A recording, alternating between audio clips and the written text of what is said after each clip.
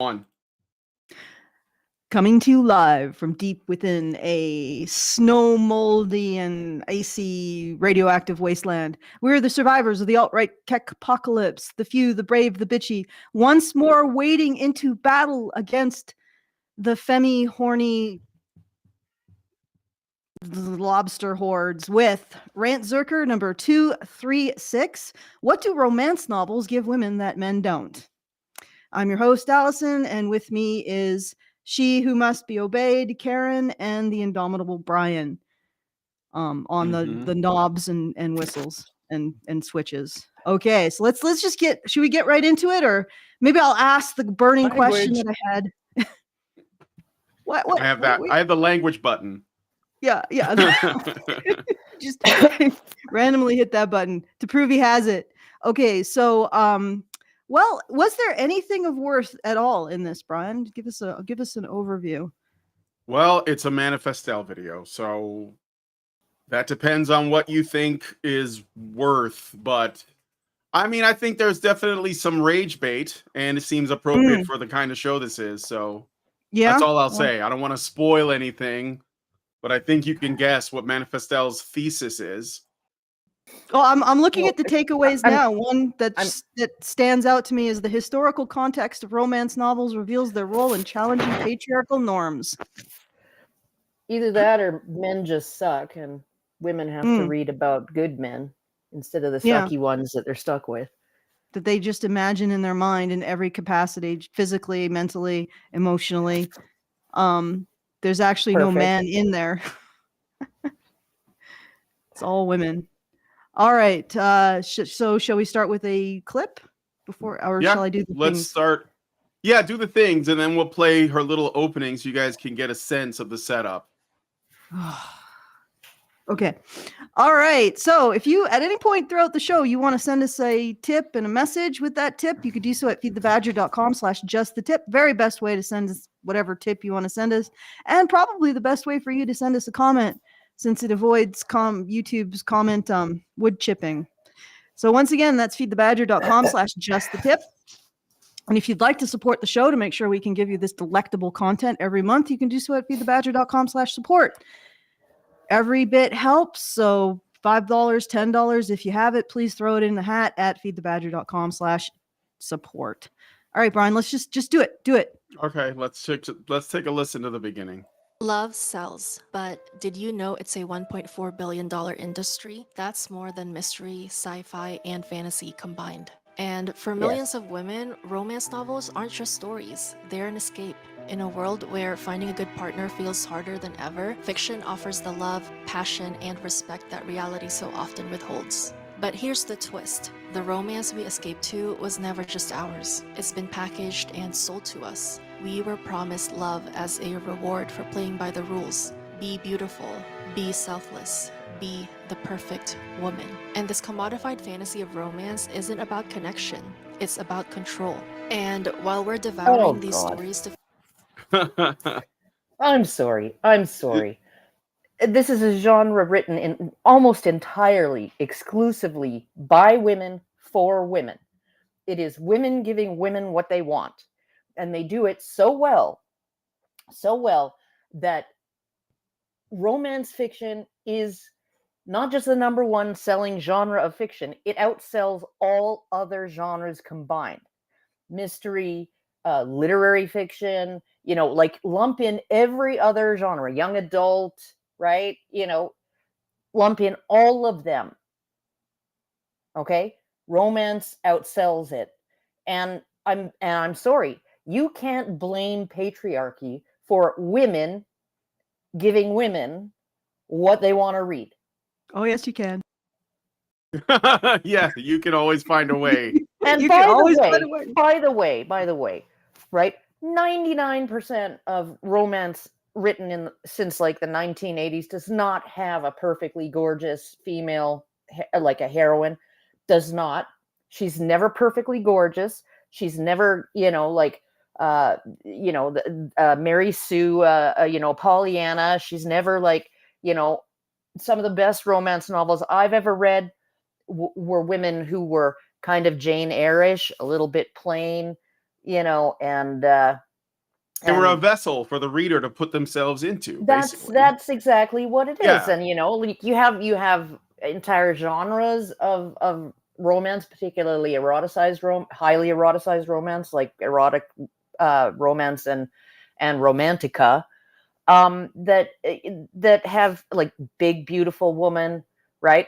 The man is usually close Always. to perfect, right? Like, you know, sometimes he'll have he'll have to walk with a cane, like Dr. House, because he got injured in battle or something like that, right?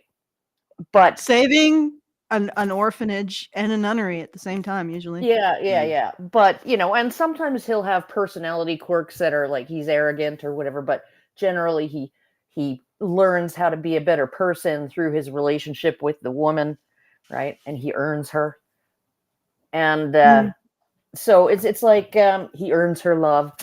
Often romance novels force the man to really prove himself worthy of her love and affection and all of that stuff. And it's just like, yeah, no, don't give me this bullshit. 50 Shades of Grey wasn't written by a man. Yeah. No, and No. if you actually look at 50 Shades of Grey, that protagonist, there is absolutely, she is nothing. She doesn't have any interesting hobbies, from what I remember. Well, they weren't interesting, so I didn't remember them. Who are we talking about? Who? Anastasia Steele, the protagonist of 50 Shades of Grey. Oh, yeah. Yeah, Karen, just maybe don't eat your mic, whatever it is you're doing. But Sorry. she is nothing. She has no interesting qualities. She's not described as attractive. In the movie, she is not, well, I mean, she's cute, but she's certainly not a Hollywood beauty. Yeah. You know, and it's so I don't even right off the bat, Manifestelle is full of crap. And it's interesting that she's creating this framing. I don't know why, because romance, like Karen was saying, specifically has genres that cater to whatever flaw women think that they have or do have, right? If if you're overweight, if you're a little nerdy and bookish, yes, you can find one. Yeah. You know, and even worse, like the personality flaws. If you're a control freak, if you're incapable, if you're a freaking histrionic, you'll find your place. And it's this entire, well, not the entire, because I've actually found romance that does, because the thing is that romance is in the genre called buddy love, or it's supposed to be. It usually doesn't, it fails really badly, but the idea behind buddy love is that both of the two characters are both their primary antagonists, but also the person that they need to grow the most. So that the process of the story, they learn to put the relationship be ahead of themselves individually. And that applies to buddy cop comedies and that kind of stuff. Even like The Terror. If you guys have watched The Terror, which is not a documentary, but a dramatization of the attempt to get through the Northwest Passage of, I believe, the British Navy. And it is a story between these two male characters. One is I believe, the overall captain of the expedition and his second in command.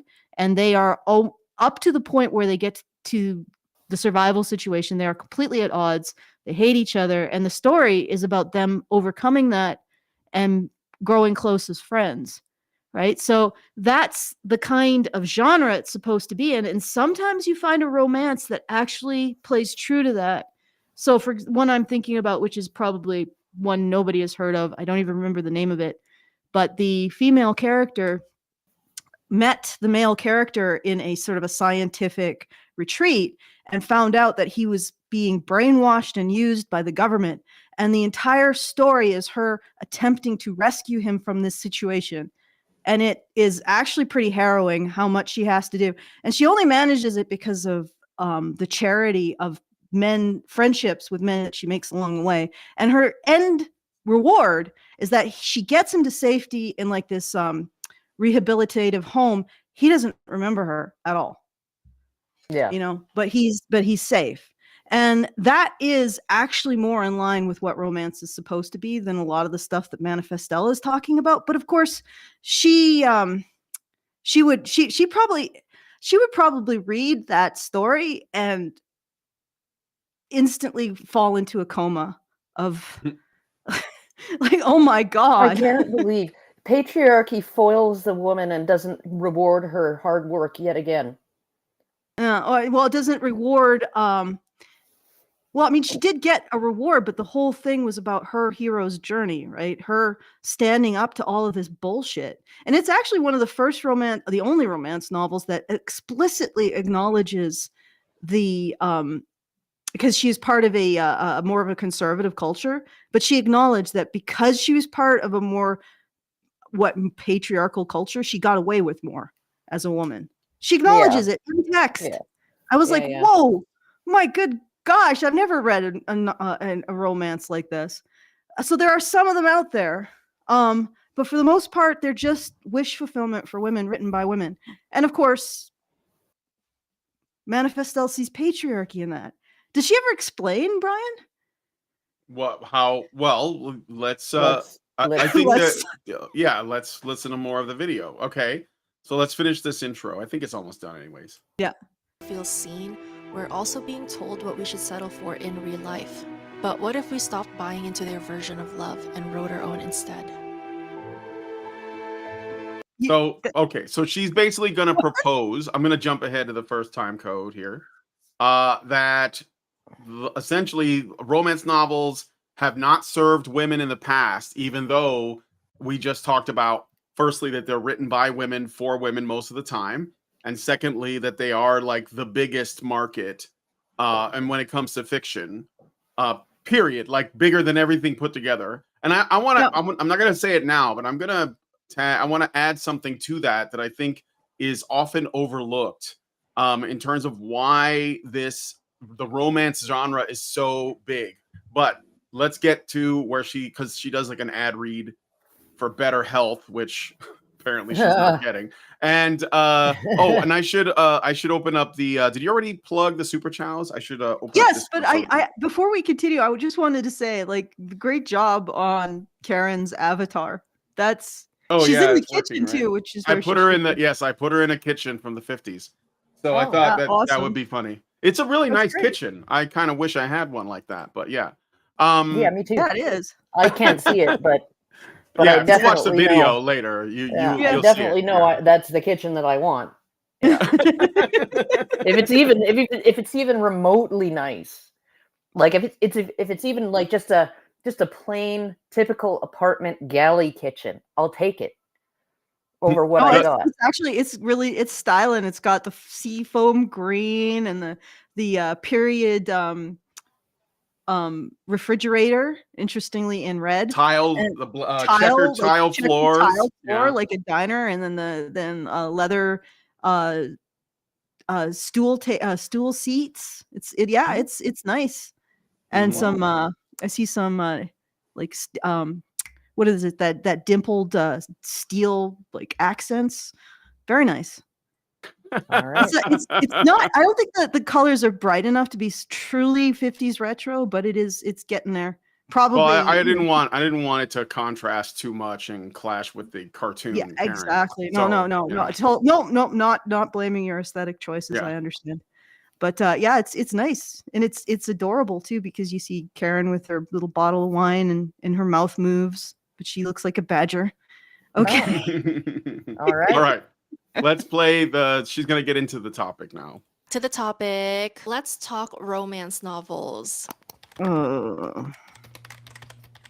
As the name suggests, this genre revolves around topics of love and romance. In short, love stories, whether that's young adult romance or YA, rom-coms, dark romance, romantasy, and many, many more. But before we get into all of that, it is worth backtracking to see how this genre came to be. We can actually trace the origins of the modern romance novels we enjoy today back to the 18th and 19th centuries. The first ever romance novel was published by English writer Samuel Richardson titled Pamela, or Virtue Rewarded, which tells the story of a young woman who attempts to resist giving her virginity to a wealthy landowner. So, very interesting that this was their definition of romance.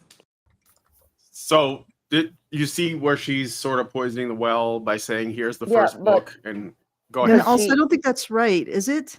Does she end up with the wealthy landowner, or does she get rescued from her horrible fate by a different man? We could look it up. Yeah. What, Or was Um, or I'll was look she it just up. being recalcitrant? You could look it up. What's I'm the like- name of the? Do you remember the name? Virtue Rewarded, I think. Yeah. Okay, so published in 1740, Pamela is an epistolatory novel, a story told through devices such as letters, journal entries, and other documents, recounting the story of a 15-year-old maidservant who becomes the subject of repeated sexual advances and harassment by her employer, Mr. B. Pamela struggles to avoid Mr. B's attempt at seduction, which escalate to an abduction and an attempted assault. Pamela's commitment to her virtue is rewarded as Mr. B reforms and offers to marry Pamela and elevate her social station. Pamela accepts and spends the rest of the novel adjusting to being an upper-class lady. My dear, this is more wish fulfillment. I don't care if it's Yeah. written Yeah. by Samuel Richardson. Samuel Richardson was obviously listening to his daughters or sisters or maids. Like, seriously, this is Yeah. this is basically 50 Shades of Grey written No, in this is- 1700s. It's Cinderella. Yeah, but with a little bit more, a more aggressive man, shall we say? There you go. But Yep. it's saying keep, like, it's actually saying exactly the same thing that Manifestelle says, except more in the 70s, the 17th century idiom. Like, it's saying, don't give your sexuality away for free, ladies. That's exactly Manifestelle's message. Why does she have a problem with that? I'm guessing Yeah. because she only ever read like 2 sentences about the book. Yeah. Yeah. Like, Manifestelle, Pamela kept what would be kept her Chastity trousseau. intact. She kept her trousseau and got his trousseau. Isn't that your classic statement? Keep your bag and get his bag. That's what she did. Yeah. Like, do you see what I'm saying, Brian? Because we've done a lot of Manifestelle, Karen, and her favorite saying is "Keep your bag and get his bag." Yeah. That just sounds get that like bag while she doesn't holding on to her sound old bag. like. Is she a feminist or is she just like a gold digger? Yes. Yes. Both? Yes. Both. I mean, probably she's an opportunist that will use feminism to like line her pockets, but again, that's not really antithetical to feminism anyway. So since feminists themselves are like gold diggers necessarily, like they use their ideology to line their pockets and keep them rich. Yeah, it's just they're not Buy attractive large enough mansions. yeah, they're not Yeah. attractive enough to like get an Elon Musk to impregnate them. No. So Okay, so I just want to say that is not the first romance book. Okay. I think romance has been around for as long as there have been stories, right? I mean, maybe it was the first that was written as a book, but there are earlier works that go back to ancient Greece and Rome. Mhm. yeah. So right off the bat, she's full of shit. She's altering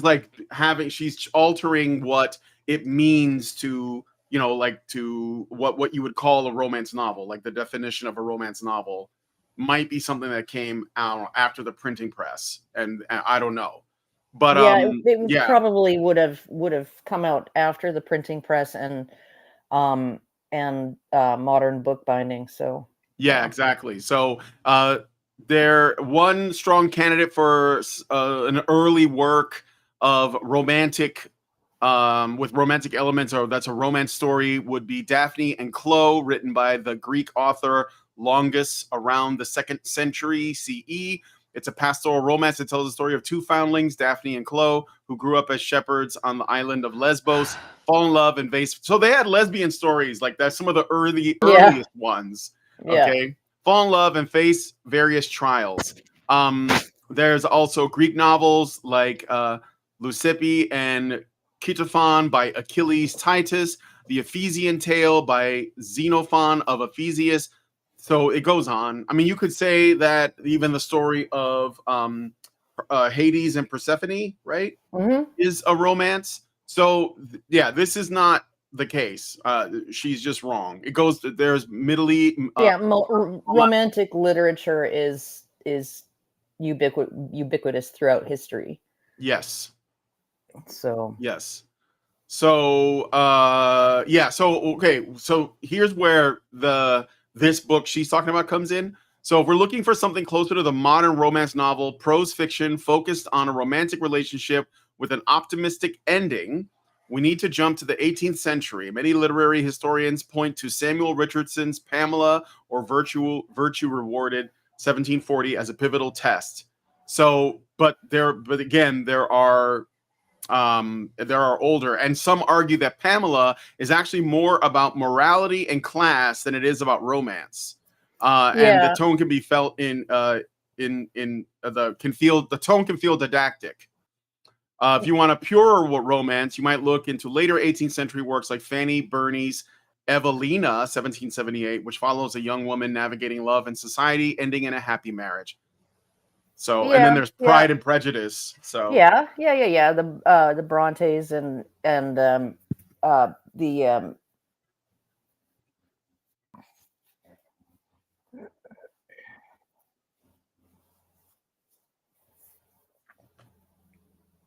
well, but she should have done that Lesbos one. If she doesn't,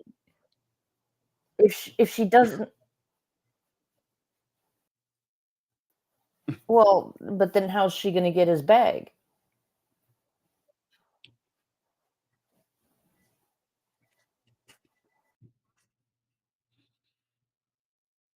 She's like the dog with a bone in its mouth that walks over the Alison, bridge. you're gone for some reason. Why'd you disappear? People might not be able to hear you. Let me. Yeah, no, she's back. Yeah. Did you drop out for a second? Hold on. I gotta add you because if you're not in here, then nobody can hear you talk. So give me a second. Yeah. Well, no. Yeah, but I'm not sure. I'm not sure. Just if you drop out again, let me know when you come back because I'm looking at 3 screens at the same time. All right, you're back now. All I gotta say is Manifestelle is like that dog with a. Well, okay, you go ahead and make your point, Alison, because. All right, so I don't know if you guys heard me when I dropped out, but I basically said that Manifestelle wants romance. She wants a romantic relationship, but without another person in it. And she wants to get men's bag, but she doesn't want to have the man involved in getting the bag at all. She doesn't want to have to appeal to men to get their bag. She should just walk down the street, she could go to Wall Street, in New York and walk down, and all of the traders should just hand her a bag for existing. And also that should happen to all women. And that would be a non-patriarchal society. Except why do men have the bags to hand to women in the first place? The bag should never have even touched a man. Like, oh my god! All right. No, what she wants a romance, like that dog walking across the bridge, in that fable, where he's got a bone in his mouth and he looks over the bridge into the water and sees another dog with a bone in its mouth, and and when he goes to steal the bone from that dog, his bone goes into the water, right? Because it was a reflection of himself. That's the love that she wants. She wants both bones. She wants the bag in the mirror to be real. Yeah. Yeah, she wants to get the bag from herself with no intercession of anybody else, but not actually have to do it herself. Yeah. Just by virtue of the value that she brings to the universe. Yeah. All right. I don't know. Let's listen to some more of this. I jumped ahead a bit, so. Eventually, new authors emerged, ones like Jane Austen and Anne Radcliffe, who wrote about the daily lives and struggles of female protagonists. And this shift from Radcliffe and Austen reflects not only a shift in the stories that were told, but a deeper shift that saw women using romance novels as a tool to challenge the patriarchal norms of their time. And nowadays, To challenge the patriarchal norms of their time. Like what? Being an adult female child of a wealthy family and having all your shit paid for until you finally fucking settle on Mr. Darcy? Don't And then continuing to have all your shit paid for, or what? Or whatever that dude's name was. I don't know if this is true, and it may not be, but don't a lot of romance novels, especially these sort of Victorian ones, involve women of high status? They're not really about like peasant women or like working class women. Jane Eyre was a working class woman. She was like hired as a governess, right, for Mr. Rochester or whatever. And but yeah, no, it's typically it's aspirational in the sense for the reader, in the sense that most of these people are, you know, and you can really tell through the 1800s, right? And that even like writers like Charles Dickens, right? You know, there was always some Deus ex machina, right, at the end. That Alison dropped out again, by the way. At the end of the story, like it turns out, you know, again. It turns out Alison's dropping again. But go ahead, finish your point. I'm just going to be on the lookout for when she comes back. It turns out Pip, you know, he ends up being, you know, sponsored by some wealthy person. So I mean, he can buy his papers back from, he was going to be learn a trade. So he was an apprentice, and apprentices are generally treated like crap, right? And he had a wealthy patron who basically said, no, you don't have to live like this, right? And paid his way through life. And, you know, so it's all of these kind of rescue stories, right? You know, like when it is even about Oliver as well, you know, turns out, oh, the rich man down the street was this orphan's real grandfather or whatever, right? You know, as it turns out. And so you have all of these stories that it's just, they really are Cinderella stories, where women or sometimes boys go from scrubbing floors to, you know, living in the castle. Yeah, learning that living in a castle, and, you know, and marrying somebody who, for the females, for the women, the heroines, marrying somebody insanely wealthy, right? And that's just how it is. She's back.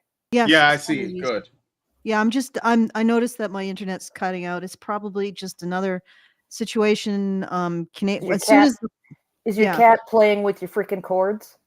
No, actually, I think it was cutting out before then. Although she did play with my cords, which might have been a contributing factor. But what happens is that everything sort of thaws, and now it's gone cold again. So there's probably ice on the lines, which is breaking them. Apologies, guys. It's just basically rural Canadian internet. We might do better with just tin cans and strings. But anyway, let us continue. All right. Okay, Karen. I think were you done? In the sense that it, like in 18th in this era of literature, whether it's just Charles Dickens or Jane Austen, or, you know, the Bronte sisters or whatever, whenever it's centered around a protagonist that is down on their luck, even the erotic romance novel Fanny Hill, right? She ends up marrying the rich guy, right? And, you know, with orphans like Oliver Twist, he ends up actually being the real grandson of the rich guy, you know. So Pip gets his wealthy patron who buys him out of his hardships, and it's just this is, I mean, when you have so many people in those positions of being working class, and that's a real struggle, you know, during that period of time. You're going to have stories like this, and they are very romantic, and they are very like Cinderella like, you know, where she went from scrubbing floors to, you know, to dancing with a prince at a ball because of a fairy godmother, right? Right. Yeah. So Okay, so I want to say that, but okay, so what's Manifestelle's point though? What is her angle? Why does she basically poisons a well by citing this is how it started, and she goes with let's say cherry picks a certain author that fits the definition of what she's saying when she says, oh, the earliest example of romantic literature can be tied to this story, and this is what it's about, you know, and she doesn't tell you the whole story. She just sets the framing to say, look, this is a patriarchal romance novel, and then goes on to like say, well, it evolved from there. And somehow, and this is the thing that I think is kind of weird, is that she's telling us that because more women writers got involved in writing romance novels, they use romance novels as a way of fighting the patriarchy. no, they don't. But that's They what she's claiming. They absolutely don't. I know, but- I know. But that's her claim. And then, but what's weird about that is that she's also going to claim later that that thing that she just claimed that these later romance writers did hasn't happened because now women have to do it. So it's like a thing that happened, but then it didn't happen because we need to do it now. But that's like her thesis, is that women, modern women, have to write romance novels that apparently are not about men at all somehow, and don't involve it in one, huh? but Well, yeah, so I mean, they are and they aren't, right? They are centrally, like, the main protagonist of a romance novel written for women is the female protagonist. That's just how it is, yeah, right? So I mean, like, the man is in the secondary role. He's she's the lead actor, and he's the supporting actor in the story. Yeah, for sure. Absolutely. I got a super chat from Senior Sticks. I actually had another one that I didn't read from before. I should go back. I kind of missed it. But Senior Sticks says for $2, Markle is a modern day example and she failed. Yeah, like Meghan Markle. Then there was something, I think it might have been him again. Let me just double check here. He said for $2, could the feminists adapt in times before now? I'm not sure what that is in reference to, but I think that before modernity, women were more, they were just too busy to worry about this shit. And generally they were just like men, you know, like we didn't have the luxury to complain about like our status, which I think is ultimately what this is about. So yeah, my grandmother, she read a lot of romance novels, and she would sit down for about half an hour a day with a romance novel, and that was her break. She'd have a cup of tea and read a few, you know, a couple chapters of her latest romance novel, and then she'd always write in the inside cover, you know, give it a rating, and you know, like V dot good meant it was pretty kinky, and pretty hot and steamy, and like a weak cup of tea was like a bad rating.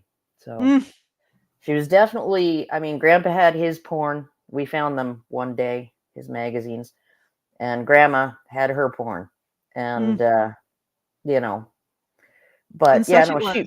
she was way too busy to really to focus on romantic life, right? It was yeah, always family, family, family, and then, you know, even when she was raising young kids, work, work, work, right? Mm. So like work running the general store, work running the post office, that kind of work, as well as, running a household and raising a family. I just wanted to point out that I think I called it earlier that she wants a romance without the man, essentially. And I think she also wants to be able to compete with other women based on how good her man is, but also without the man. Yeah. She wants to be able to get a man who is make all of her friends jealous, right? But without she doesn't actually existing. But without actually existing, because then she would actually have to compete with other women for him. That's the female dating strategy. That's one of the things that I noticed is that they want what they call a high value man, which would be a man that many women are after, but they don't want to have to deal with the fact that many women would be after him. Yeah. Mm-hmm. Oh man. Okay. Well, this is all based in evolutionary psychology. Like, don't like evolutionary psychology / reproductive strategies that are biologically based. So yeah, it's not very. It's leading now to the destruction of the human race. But it's twisted out of shape at the moment by people like this woman on the screen here. But yeah, no, like the criterion. Wanting a high value man has changed, right? As women price themselves out of the regular market of the regular ordinary man, they've priced themselves out of that market because they can earn just as much as a man. So, they need a man who earns more, and they won't settle for anything less. So it's like, what are you going to do, right? The whole thing is being perverted and twisted out of shape. Yes, so. absolutely. Let's do some more. Let's listen to the next time code. Romance genre is as big as it is in the first place, like $1.44 billion big. As I've mentioned earlier, romance novels, the vibe is escapism. Romance novels provide readers with a sense of escapism. Author Jamie Gold writes that escapism brings readers into a world different from their day-to-day lives, and often these worlds are designed to be better than a reader's reality. So for those who live in a world where genuine emotional connection is scarce, romance novels offer that much-needed sanctuary. From the super attractive male lead to the passionate love story, these books paint a picture of romance that feels almost magical, allowing readers, particularly women, to experience relationships that are free of the monotony, emotional labor, and unfulfilled expectations of real life. I'm just pausing there. There's more to it than this. Sure. But I mean, like, that's the whole reason why you read books. Like, and nobody in their right minds would want to replace themselves with some of the main characters in a lot of books, right? But I mean, you read fantasy fiction for escapism, to vicariously experience things that you otherwise would not, like taking the ring to the mountain of fire, right? Like struggling and striving and climbing and fighting off all of these monsters and stuff, and managing to get to Mount Doom. Like, that's not an experience that anybody actually ever wants to have, but it's an experience that we are interested in vicariously in imagining what that would be like. Right? Yeah. Mm-hmm. So, well, remember, Tolkien was in the Somme in World War One. I think that he is writing from experience in a way, but he's sparing us, like, how awful it actually was, right? By putting it in a fantasy context. But even then, like, by the end of Lord of the Rings, you're like, holy shit, these guys are never going to be the same. And so, and you look at too, putting it in the fantasy context, it makes it. I mean, like, people like movies like Saving Private Ryan and The Pianist, and hyper realistic depictions of those kinds of situations. What was it? 1918, I think it was an amazing movie, and you watch that for the visceral feeling of, like, it's but it's not something that you would ever want to go through. Yeah. No, for sure. Yeah, that's what. Well, I think there is an important point to these two stories. Part of it is that it's kind of like wisdom in a book, Yes. because he's writing about his experiences. So, but anyway, I feel like we're getting off track. Let's listen to more All of right. this. For other people, it also becomes a source of comfort. And in real life, like, none of us really know what's gonna happen, but in the romance novels, we get to read about people for whom, most of the time, everything's gonna turn out okay. Helen Wong, author of The Kiss Quotient, even shares in an interview for Elle that happy endings are a key part of the appeal. Wong shares, "When I read a book and I know it's going to have a happy ending, I brace myself and guard my heart and don't want to get hurt. In romance, I have that trust that the author is going to take me on a ride, but it's going to be okay, which makes the experience more intense. You give up that control." Alex Axe also points out how weirdly great it is to read a story in which the characters' problems are, on the whole, pretty ordinary. Axe writes, "At a time when a lot of us are overwhelmed by outer problems that we can't really fix, retreating to a world where the main worry is if person A and person B are going to figure out their issues in time to have a fulfilling relationship, while probably not worrying about their president starting a nuclear war, feels pretty dang good."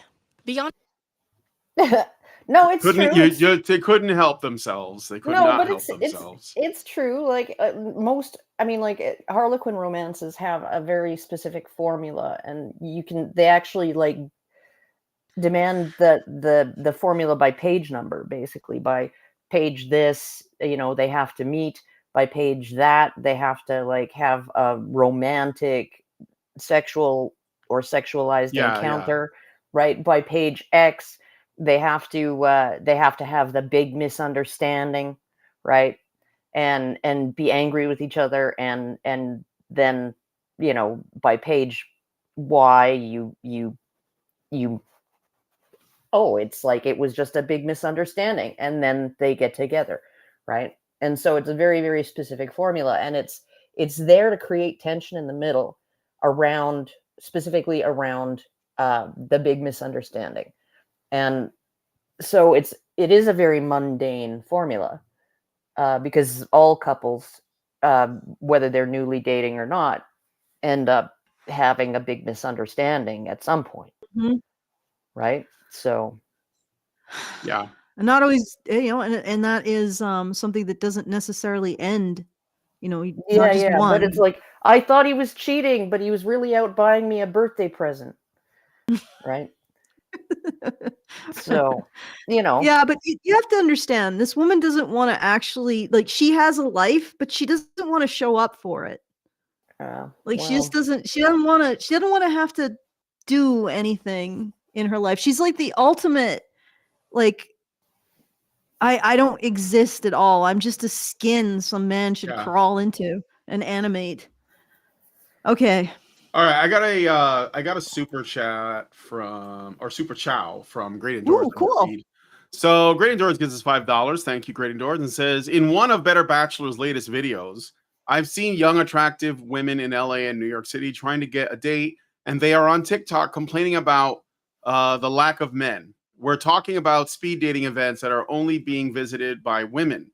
In what way does Manifestelle critiquing romance novels has anything to do with the situation right now in the real world? It's like watching bubbles within a bubble trying to deflate bubbles."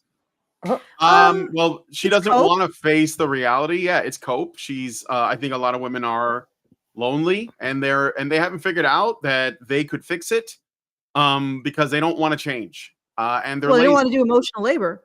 Right. They don't want to change, and they're lazy. yeah, well, That's it.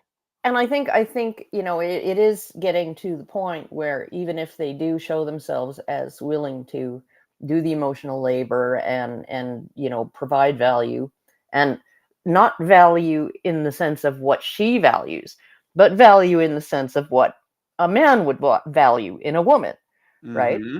Mhm. Even if they get to that point, men are getting so fed up, right, with just the culture overall, that they might not be able to find one who's even willing to take a chance on anything serious with them.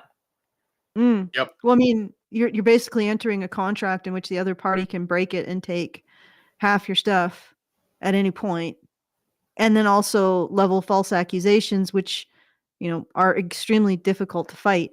I mean, it's a real losing proposition for men. And in addition, you get to have a relationship with a person who the term emotional labor has to be one of the most toxic terms. Yeah. Because basically what they're saying is my side of a relationship is worth more than a man's side of the like my caring about his feelings is worth more than him caring about my feelings. Yeah. And it's harder work for me to care about him. The idea of fairness him to care about me. The idea of fairness destroys relationships. And this is what he's selling. Reciprocity is bad. But I think me and Brian determined, Manifestelle is just giving women excuses to continue to live in misery by saying that the grapes are sour. Like it's not worth it to actually pursue a relationship with a man, even though you are basically ossifying in your own misery. You're marinating in your own misery to the point where it's turning into a crust that you'll never escape. But that's better. And your eggs aren't getting any less stale, by the way, ladies. That's better than making a change, because change requires courage and it requires independent thought.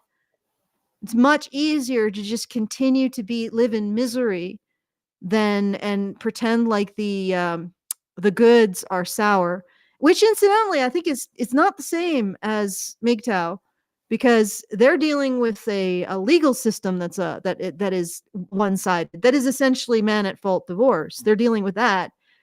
These women just don't want to live.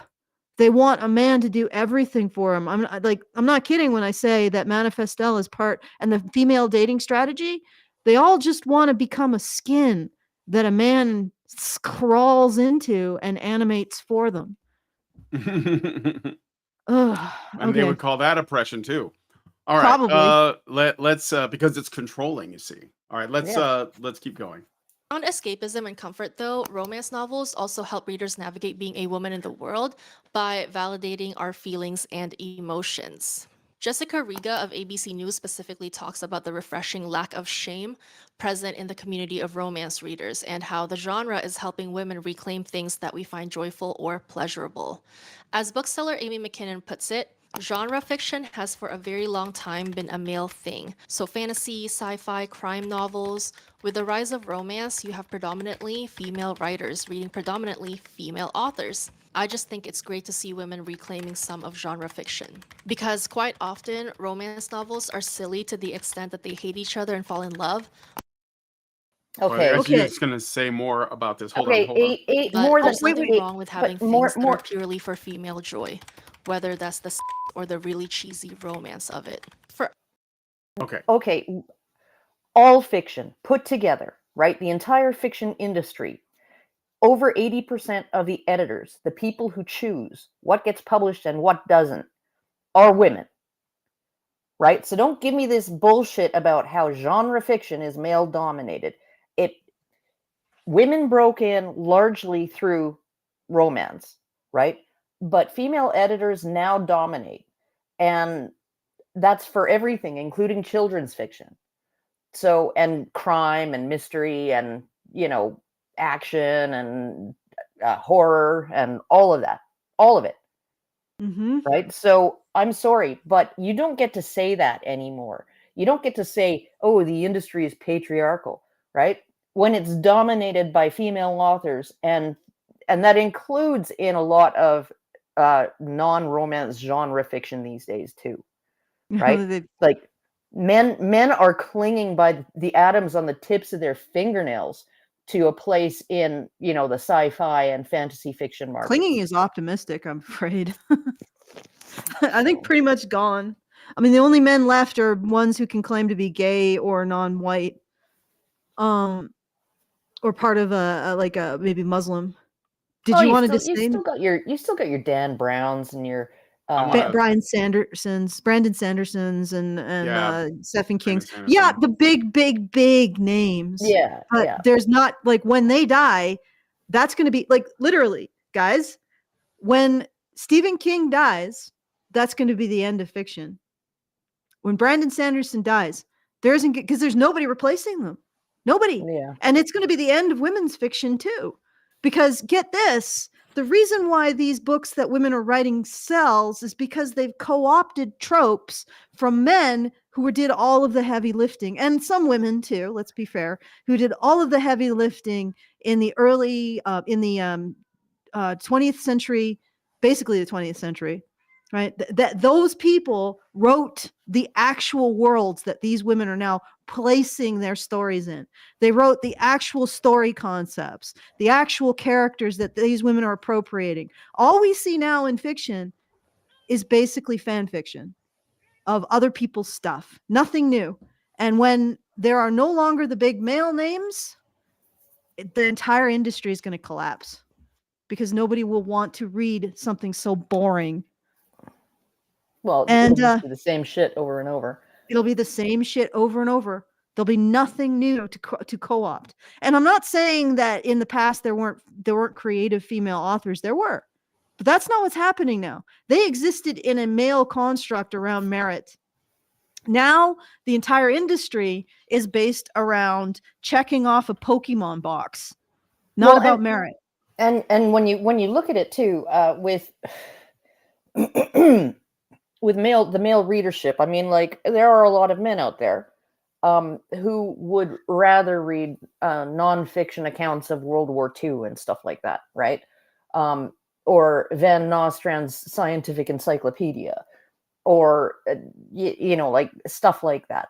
But you still have, you know, some genres of fiction, mostly on the screen, right, that have strong male audiences, like mostly male audiences in some cases, right? But that's getting watered down too. It's getting that what appeals to the male is getting diluted, right, by female sensibilities. By it really is kind of like that article that made me discover the Spearhead online magazine, right, which was my first experience of men's rights activism.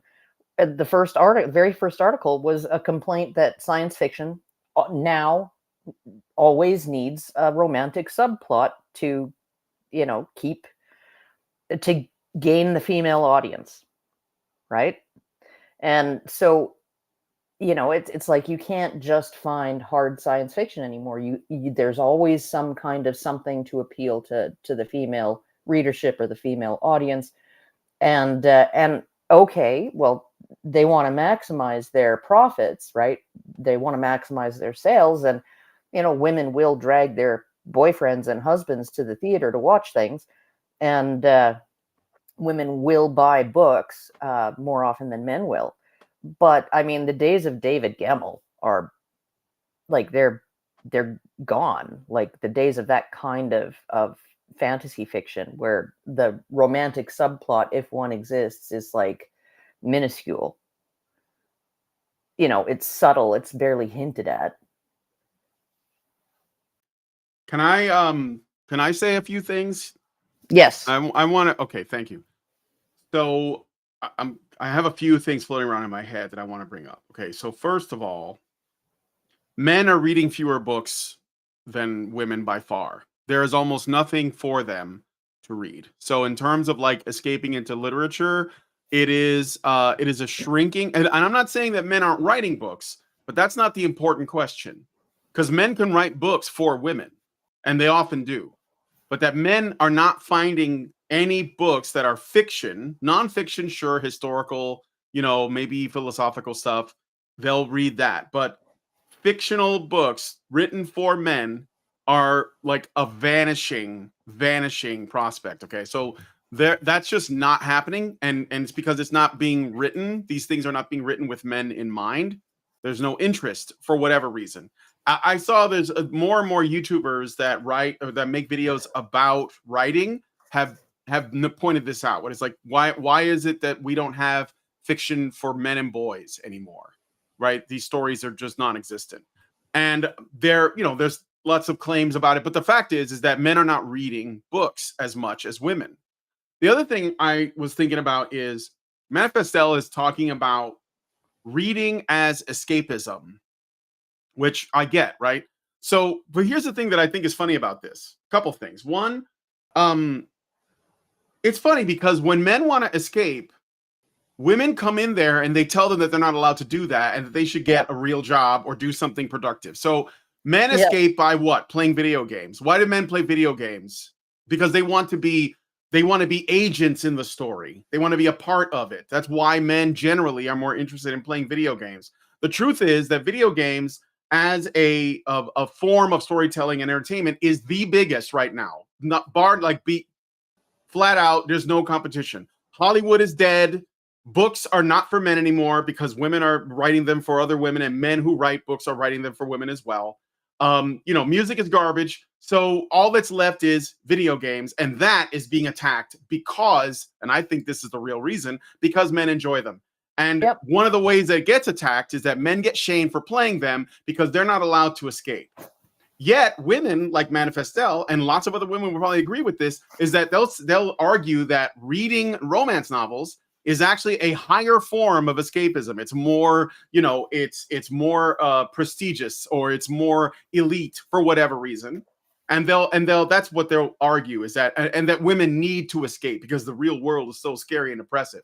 So that's another thing, is that it's funny that she thinks that this form of escapism is good while men's forms of escapism are always being attacked. And then the last thing I want to say about this, which I think is really interesting as well, there's been a lot of talk about the dangers of pornography and how it can affect people who consume it. Usually these criticisms are directed at men as well. Now, I think that there might be some meat on those studies, and I do think that there is something that to be said about how porn can affect the minds of men, especially young men who are consuming a lot of it. But having said that, I also want to say that could the same thing apply to women who read romance novels? Because that's what gets them wet. That's the facts. Yeah. So when she says that romance is like this massive industry, I'm like, well, yeah, but porn is also big. So are these the same? Can we compare them? I think we can. And I think it's funny because what it sounds like to me is that Manifestelle is making the case for women being addicted to porn, but she's just calling it romance novels and calling it like some kind of liberation, from the real world and from men. And it's an escapism that is completely healthy and permissible. Whereas, again, men are shamed for porn usage. Men are shamed for playing video games, but it's totally okay when women do it. And I wonder, because I know that there are studies that have been done on the effects of pornography.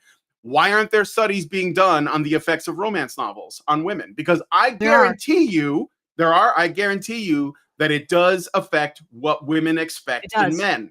Yes. So there you go. That's what I wanted to say.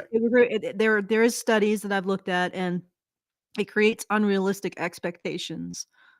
And in fact, the more that women seem to replace actual men with these romance novel men, the more they start believing things like emotional labor, which is essentially just your part of a relationship, right? Like the fact that you exist with another human being with their own emotions, their own intentions, and you have to sort of extend yourself to understand it, to understand them, to maintain the relationship. That becomes an imposition solely on women somehow. And I think it's in part because of the female form of porn, what they call pornification of the brain, which actually I think they found that romance novels are worse. Because they give you they don't just give you false ideas about how sex works. They give you false ideas about how relationships work. Yeah. And they inculcate women with ideas like, oh, he should be able to read my mind, and if he doesn't love me. How many times have we seen that behavior destroy relationships?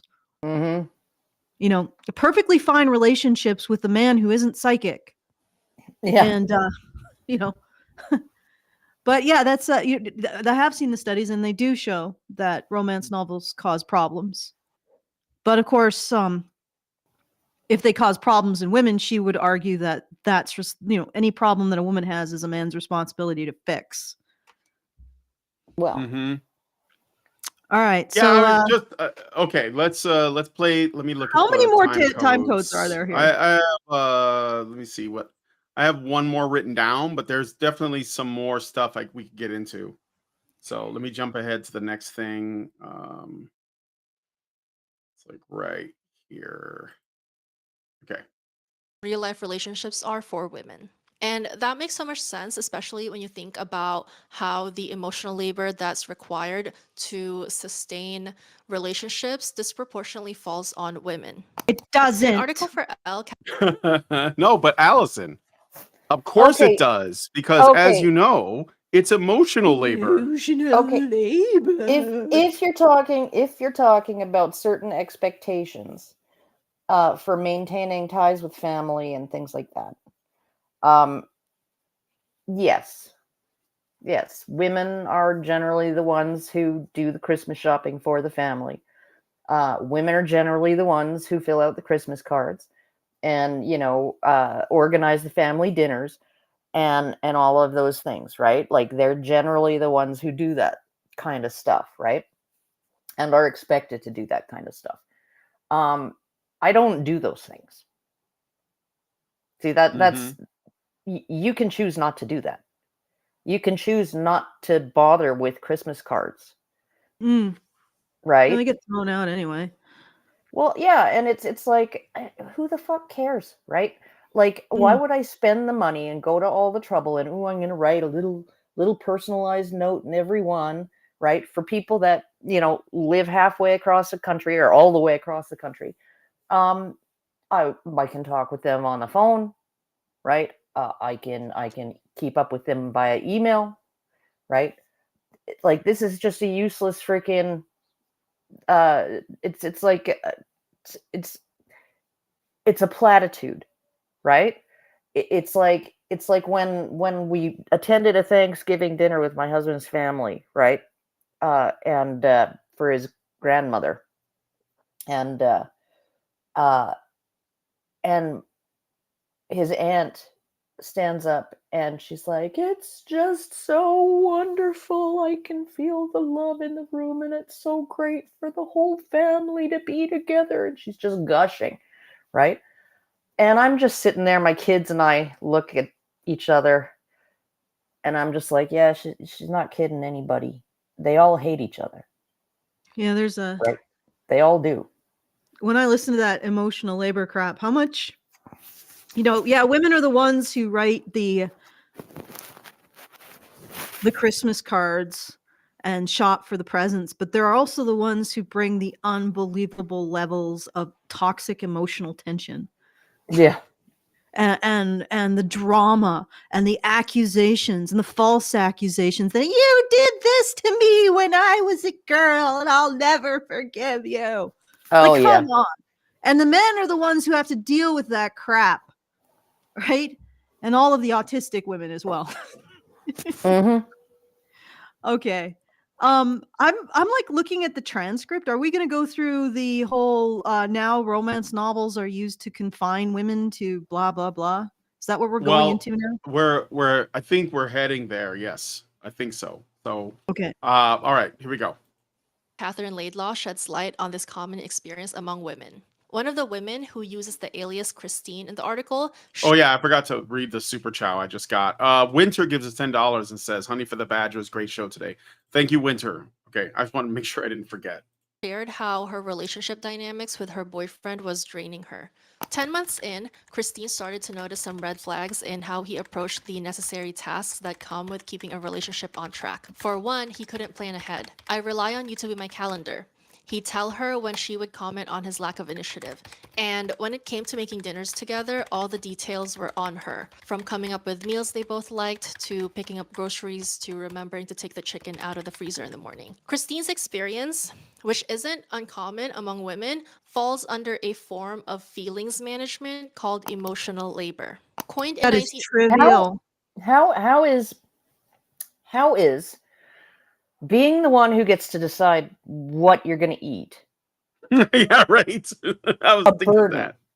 Like, how is that a burden? I mean, I guess it's like the emotional burden of having to decide, like, Yeah, and that's not just be told. because they tried to get they were trying to initially, this is how it, how it always gropes to new victimhood. It's like a Yeah. tree root groping for water. It's Um, like the monkey, the yeah, swinging they're monkey. yeah, always new branch. Well, they started this victimhood with women have a second shift, and then we did the whole general social survey, and we found that actually men work, I think, 4 to 7 hours more a week Yeah. between everything. And in fact, men picked up, I think, an additional 15 hours in order for women to go back to work. By the way, guys, did you know that? Extra Yeah. 15 hours of work in a week. But To regardless, subsidize your wife they looked at that and playing they're like, outside the house.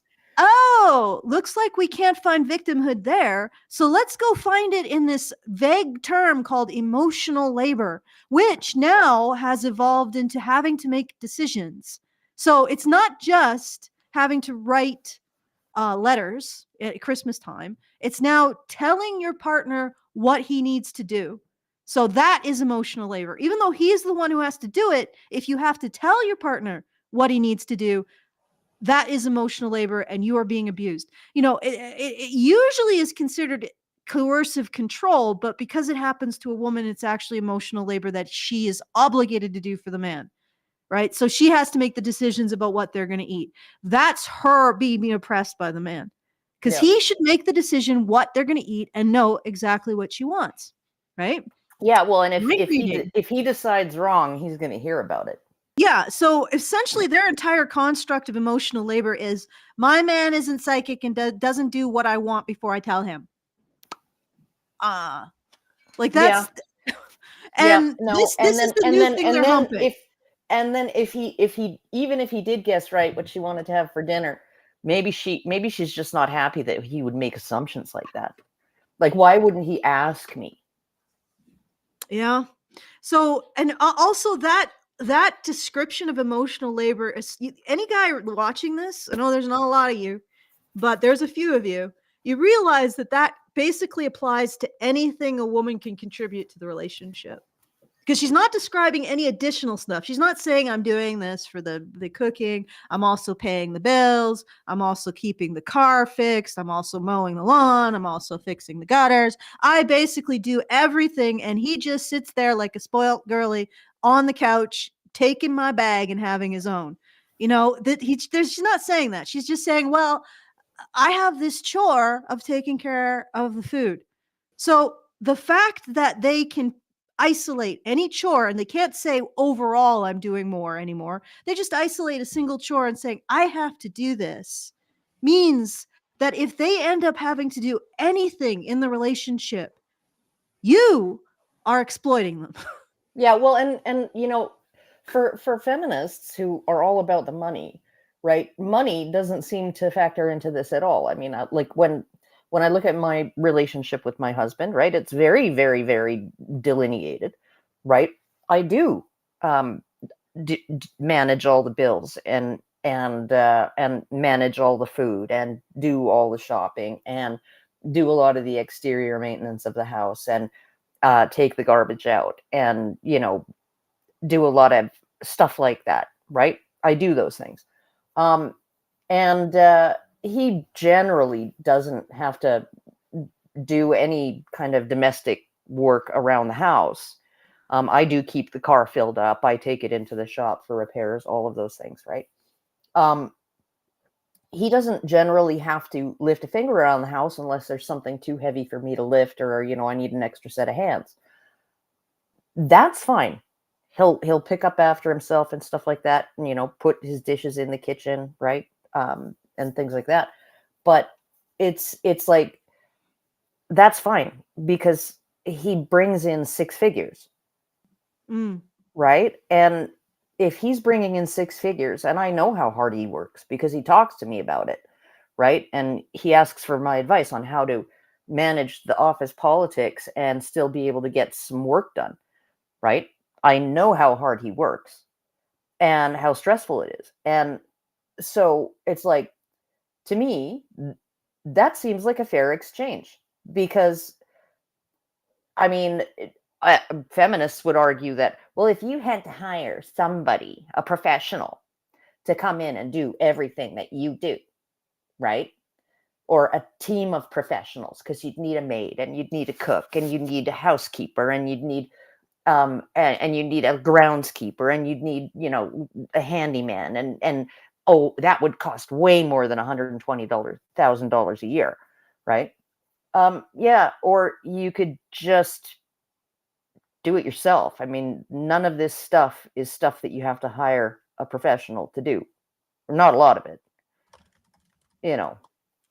Installing the new sewer main, digging up the yard and installing the new sewer main, that required professionals, right? But snake in my laundry drain, I can do that. Why would I pay somebody to come and do it?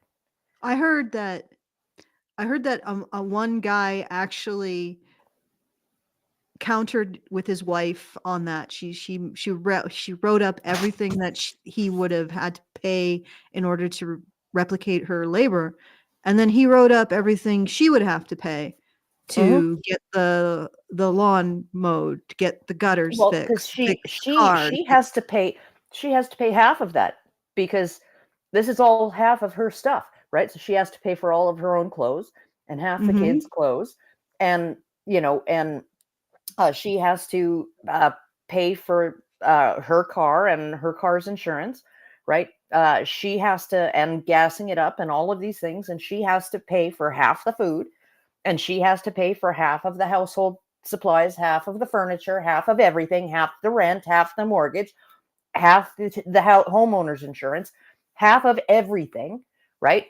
And once you drill down into what she would owe, if she was paying 50% of everything that was mutually shared and 100% of her own expenses, her makeup and her toiletries and all of that shit, right? Meanwhile, he's washing with Old Spice 2-in-1 body wash and shampoo, right? He's got his one toiletry. Yeah. When they did that, but then you also add in all the work he does, lawn maintenance, car maintenance, computer maintenance. So they do that. If he does any kind of half of that, renovations and carpentry work. Okay. And the guy added all of that and came up with a figure that she owed him $150,000 a year. Yep. And never had that argument again. And honestly, this is what women need to realize. You are being played. Yep. You are being poisoned with this idea of unfairness when you are actually receiving an absolutely equal relationship, or even the man is doing 4 to 7 more hours a week in order, and compared to his father or his grandfather, he's doing another 15 hours so that you can just go to work at a part-time job. Yep. Like, that's an unbelievably stupid exchange. Yeah, but we did it because this is why a lot of women back in, like when I was a kid, a lot of women went to work, right? And you had these playgrounds all over the neighborhood, these suburbs just sitting empty all day because none of the women were home. All their kids were in daycare. But my mom and one of our neighbors, right? Well, one of our neighbors, she took in mending. Right? She just put an ad in the paper, right, saying, bring your clothes to me to mend, and I'll mend them for you for this much money. My mom babysat. She participated in an underground economy. She gardened. She did all kinds of stuff to both save money and I don't think we really bought vegetables at the grocery store ever, if they were able to be grown here. And so it's like you have a situation where it's like you can put in the work, and the money that you save is money in your pocket, and the money that you earn, right? The money that you earn being able to be in your own home, looking after things, and also being a block parent, because there were kids who were out running around and stuff, and they sometimes get in trouble, they get lost or whatever, and and they look at that sign and they're like, oh, I can go knock on that door. Yeah. So it's like, so she carpooled for money. She fed the neighbor kids lunches when you weren't allowed to eat your lunch at elementary school, and unless the weather was so bad it was hazardous for you to be made to walk home. And so you had to go home for lunch, and a lot of these mothers were working. So my mom was just like, well, here, for like $5 a week, I'll feed your kid every day. And so there you go. And she contributed financially, and she put in a lot of work, but she certainly didn't put in as much physical labor as my dad. My dad worked extremely long hours. He was at work by 7 every morning. He was often not home until 7 at night. He was a heavy duty mechanic. And like you should have seen, like, it was shocking to me, because like mom says, what's taking your dad so long to wash up? Dinner's getting cold.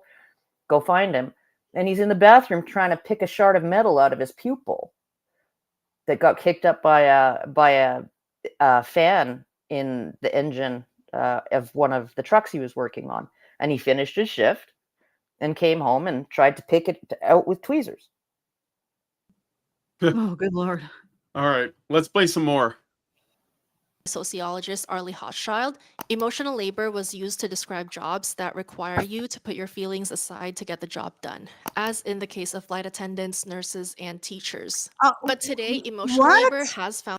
Yeah, no, my dad never had to do emotional labor. Story. Yeah, yeah, my dad missed my grade 9 graduation because he had to drive up to Swan Hills in a rainstorm. This is like an hour and a half away or something like that, right? In a rainstorm, and fix a truck.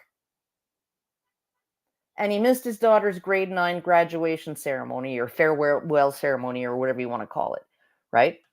And I'm sorry, but I understood. It was kind of a bummer, but I understood that was his job. He had to set aside his feelings and do what needed to be done. Like, what the fuck? Right? And he always taught me how to do that. That's why whenever any of the guys in the kitchen cut themselves real bad, guess who they called? But did you see who this woman had the audacity of saying? Teachers, flight attendants, and nurses. Well, I mean, admittedly, nurses. You do have to put nurses, but also doctors and orderlies. Yeah, and pilots. And police officers. And police officers and EMT. And definitely all of the jobs where men have to deal with all kinds of inclement weather, bugs, difficult climbing labor. up one of those towers that has the blinking lights on top to change the light bulb. Have you seen the videos of those? Oh my God. Jesus but that's not Christ. emotional labor. Yeah, no, he didn't have to do anything to get over his emotions to do that. This is delicate hiney thinking. Oh, Jesus Christ. You know what delicate hiney is? It's the whole argument against girls being subject to corporal punishment in the past in schools. Oh, it's yeah, because we yeah. have delicate heinies. Yeah, this is emotional labor, and men's work isn't, because you ladies have delicate heinies. Oh, okay. God. That's yeah. Well, that's a lot of Manifestelle arguments. I wish my mom had embraced the delicate hiney philosophy, because one of us was getting it at least once a week, and she used a wooden spoon because you're the one being bad. Why should I have to hurt my hand? Yikes. Okay, let's I got a super chat from Gary Thomas. He gave us $5 and says, whenever Karen tells a story about her family, I always think to myself, the Viking spirit runs strong in these people. Yeah, my mom, it's the Ukrainian spirit. Yeah. Oh, and Russian. Yeah. And Acadian. That's pretty close to Viking, though. You probably do have a lot of Viking, even from the Russian and Ukrainian. Yeah, we got some steppe people, and then we also got some native Canadians, some First Nations in our Acadian my Acadian grandfather. So I just think about, my father just did geophysics. So well, Okay, shall we? ahead. that's certainly nothing to be proud of. All right, Geophysics. let's That's pretty rough. That's actually like, it's not physically rough.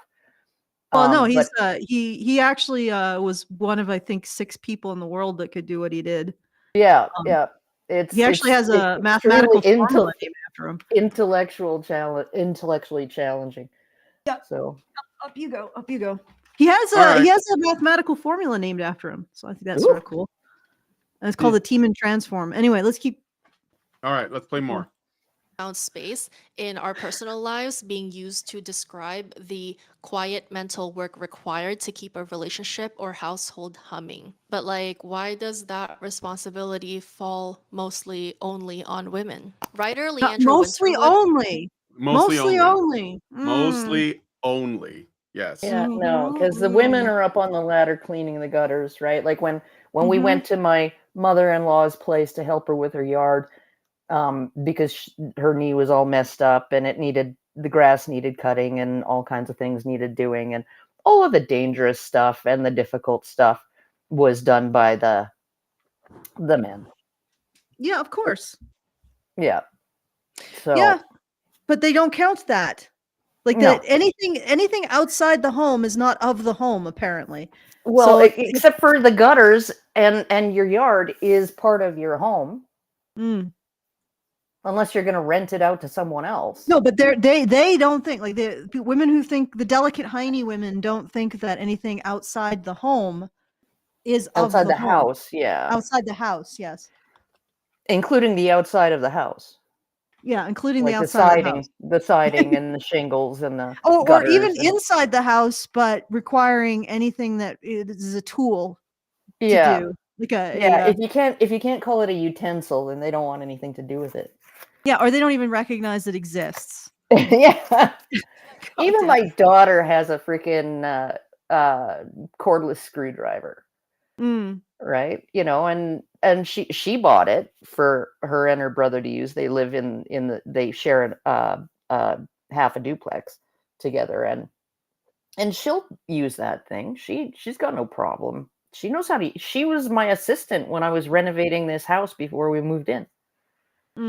She rewired all the switches and the outlets, and she did a bunch of painting and a bunch of using the saws and measuring and cutting and all of that stuff, right? So she learned a lot about tools. Okay, so let's the interest of eventually getting through this, let's Yeah. Do you want me to jump ahead to well, I'm curious about the So- whole thesis about how this is now patriarchal control, because Why women work harder in a relationship than men. Do you want me to play this bit or go into the next bit, which is toxic tropes in romance? no, actually, let's do this. Let's do it. Yeah, I want to Let's hear do it. this. I want Yeah. this. No, Wanna hear play this? from here. Yes. Okay, playing it from here. All right, here we go. Offers one possible answer, which is that many relationships are between two people who are at different emotional maturities, with men commonly being more emotionally immature. But why? Like, why are they more commonly more emotionally immature? Well, Well, these days because they're raised by single moms, but you wouldn't want to have that conversation. No, I One don't of the think most- that. I don't think that. Well, that's what I know she's that getting at. I know that boys tend to mature a little bit later than girls do. Yeah, they do. But I but think, yeah, go ahead. but they reach a higher. Okay, she's mistaking vomiting your emotions all over everyone Yes. around you as emotional she's mistaking it for emotional mastery. See, I can do what a toddler can do. So I am emotionally mature, and this man sucks it up, doesn't act out, right? And just finally you'll push him far enough that maybe he'll raise his voice and call you a cunt, right? But Not on Twitter, it gets you banned. he's generally really I Twitter? got reported for just saying your strategy is to demand stuff from men, but be a cunt about it. For just using that, for just saying that. okay. And I'm still appealing it, so we'll see. But no, continue with your. Okay, but yeah, no. So it's like most men suck it up and get whatever task they have to do done. They are not as interested in administrative tasks, right? I mean, like, this is why when women go out in the workforce, they're mostly doing what they would be doing at home. Janet Bloomfield, she revealed this perfectly. They're administrative assistants, so they keep a man's calendar, or keep a boss's calendar. They run his errands, his or her errands for them. They cook. They serve food, right? Clean, they clean.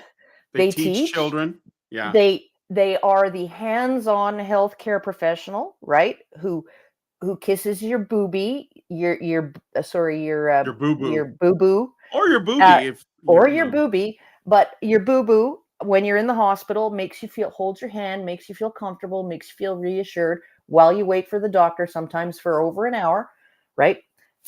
So, like, they're doing those tasks. Those are all tasks that they would be doing at home if they were housewives. They manage bills, right? They juggle money, right? They do bookkeeping, right? They're accountants, right? These are the things that they do when they go out and work primarily, right? And those are the things they'd be doing at home. They just have to do all of them. They'd have to be a Jill of all of those things, as opposed to a Jack of all of those things. Mm-hmm. All right, Alison, you're talking, but I can't hear you. You're muted. Oh, sorry. Okay, there you go. I gotta.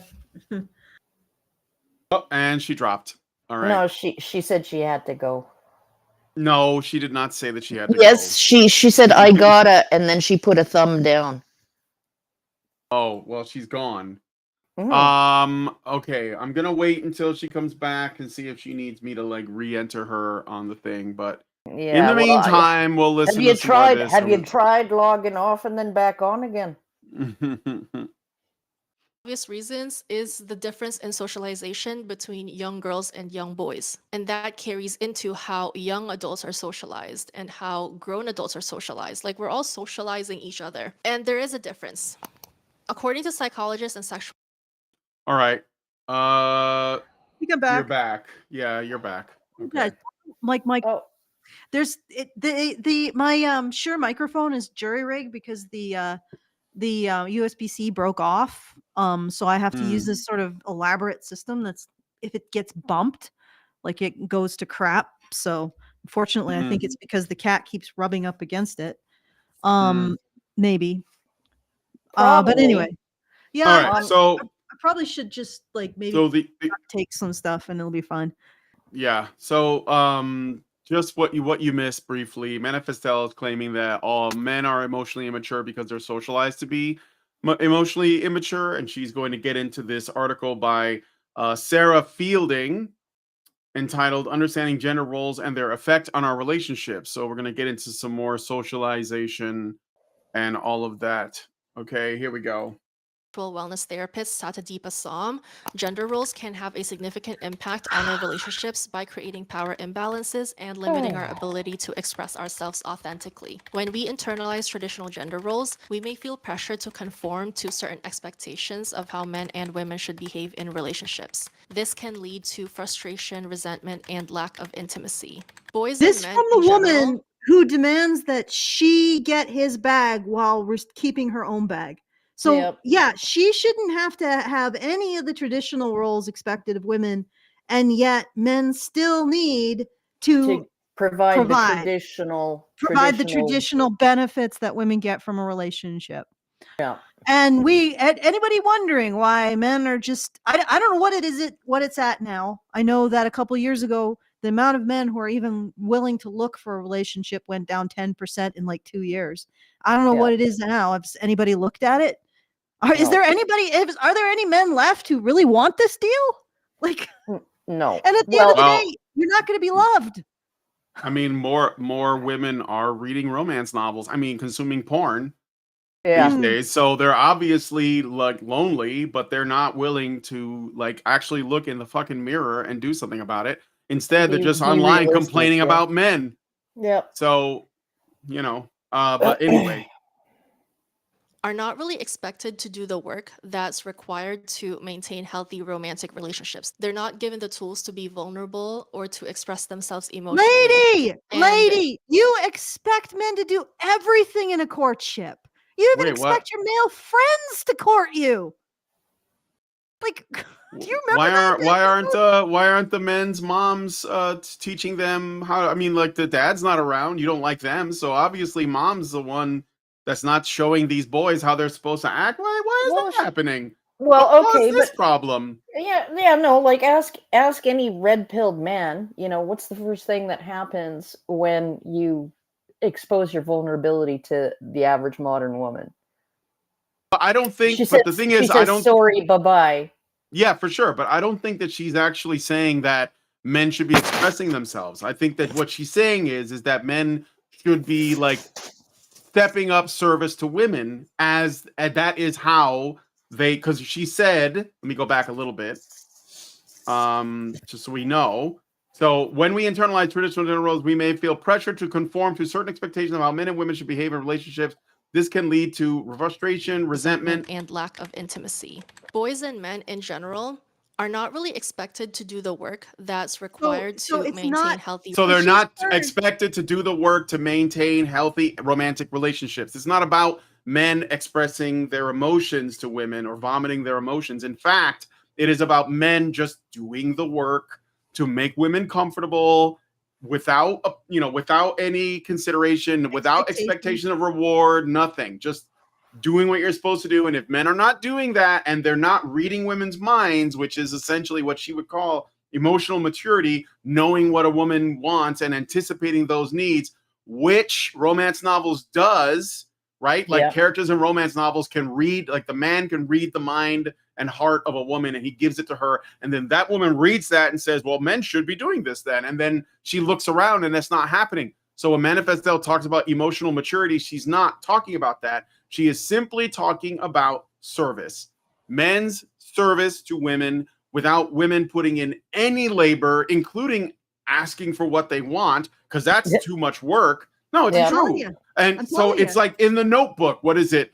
It's not that simple. There was that meme where Ryan Gosling is like, what do you want? And she's like, it's not that simple. It's literally that. Like but instead the man, because a man says, what do you want? Well, you're just asking her to do all kinds of work to tell you what she wants. You shouldn't have to do that. You should know what she wants and you should be able to give it to her. That's what she's talking about. It's like not that about like toxic what I said, masculinity. he wants to be worn like a skin. It's like that Yes. episode of Seinfeld. I think it was called The Bench or something like that, right? And Jerry and Elaine were like trying to like have a sexual relationship again, but it was supposed to be casual. And Oh yeah. I remember that one. Yeah, and it was her birthday coming up, and Jerry didn't have any idea what to get her, and so like neither did George, and so they decided on cash, and it's like, well, how much are you going to give her? And I was going to give her $114 or something like that, and George was like, well, you're sleeping with her, I'm not, so I'm going to give her half that, right? And then Kramer comes in with this wooden bench. And she's like, oh my God, it's so wonderful. She's like looking at the cash going, what the fuck is wrong with you, man? Right? She's like, oh my God, how did you know? And Kramer's just like, oh, when we were walking by the shop window, you mentioned how much you liked it. And so I made a note of it. And, and she's like, that was 2 months ago. And he's like, yeah, mind like a steel trap. Right? And I'm just like, that is like, how are men supposed to even, like, Kramer was able to do that because Kramer is insane. Yeah. Well, obviously men have to be insane, but also Kramer still required emotional labor from her because she had to actually say that she liked the bench. You should have just intuited it by the movement of her eyes across its glossy surface or some shit. Like, Yeah, she had to comment on it. Oh, that's. I such a just want cute to point bench. something out about the logic that just occurred. Do you notice how in the quote they were talking about expectations placed on both men and women? And now she's just talking about how, and they were talking about how these traditional expectations lead to frustration and intimacy. Now we're just talking about how men don't have enough expectations placed on them. Yeah. Expectations of service placed on them. Did you notice that it went from expectations on both for men sure. and women, frustrating intimacy, to her taking that and ignoring 9/10 of the content of it and just say, actually, I think she ignored the entirety of it and simply said, it's men avoiding expectations. It's men not having expectations placed on them. That's the problem. Dr. So-and-so says expectations to gendered expectations are the problem. Manifestelle says no. The problem is there aren't enough of them. Yeah, men aren't living up to them. Yeah. Well, I mean, Yeah. okay, let's keep going. And this is a All gendered right. expectation. Mm-hmm. Romantic relationships. They're not given the tools to be vulnerable or to See? express themselves emotionally. Tools And to be not vulnerable But wait a or supporting second, express wouldn't that be them themselves emotional emotionally. labor? Wait, isn't that No, incompatible? but with the- also to be because they're not emotional, they're not perceptive of other people's emotions. So it's Oh. not about, there's nothing sympathetic in this towards men. This is only yeah, talking okay. about how women are affected. There's Okay. no amount of sympathy towards men in this at all. Okay, They're Yeah. just can I just supposed to be used. can I point something out?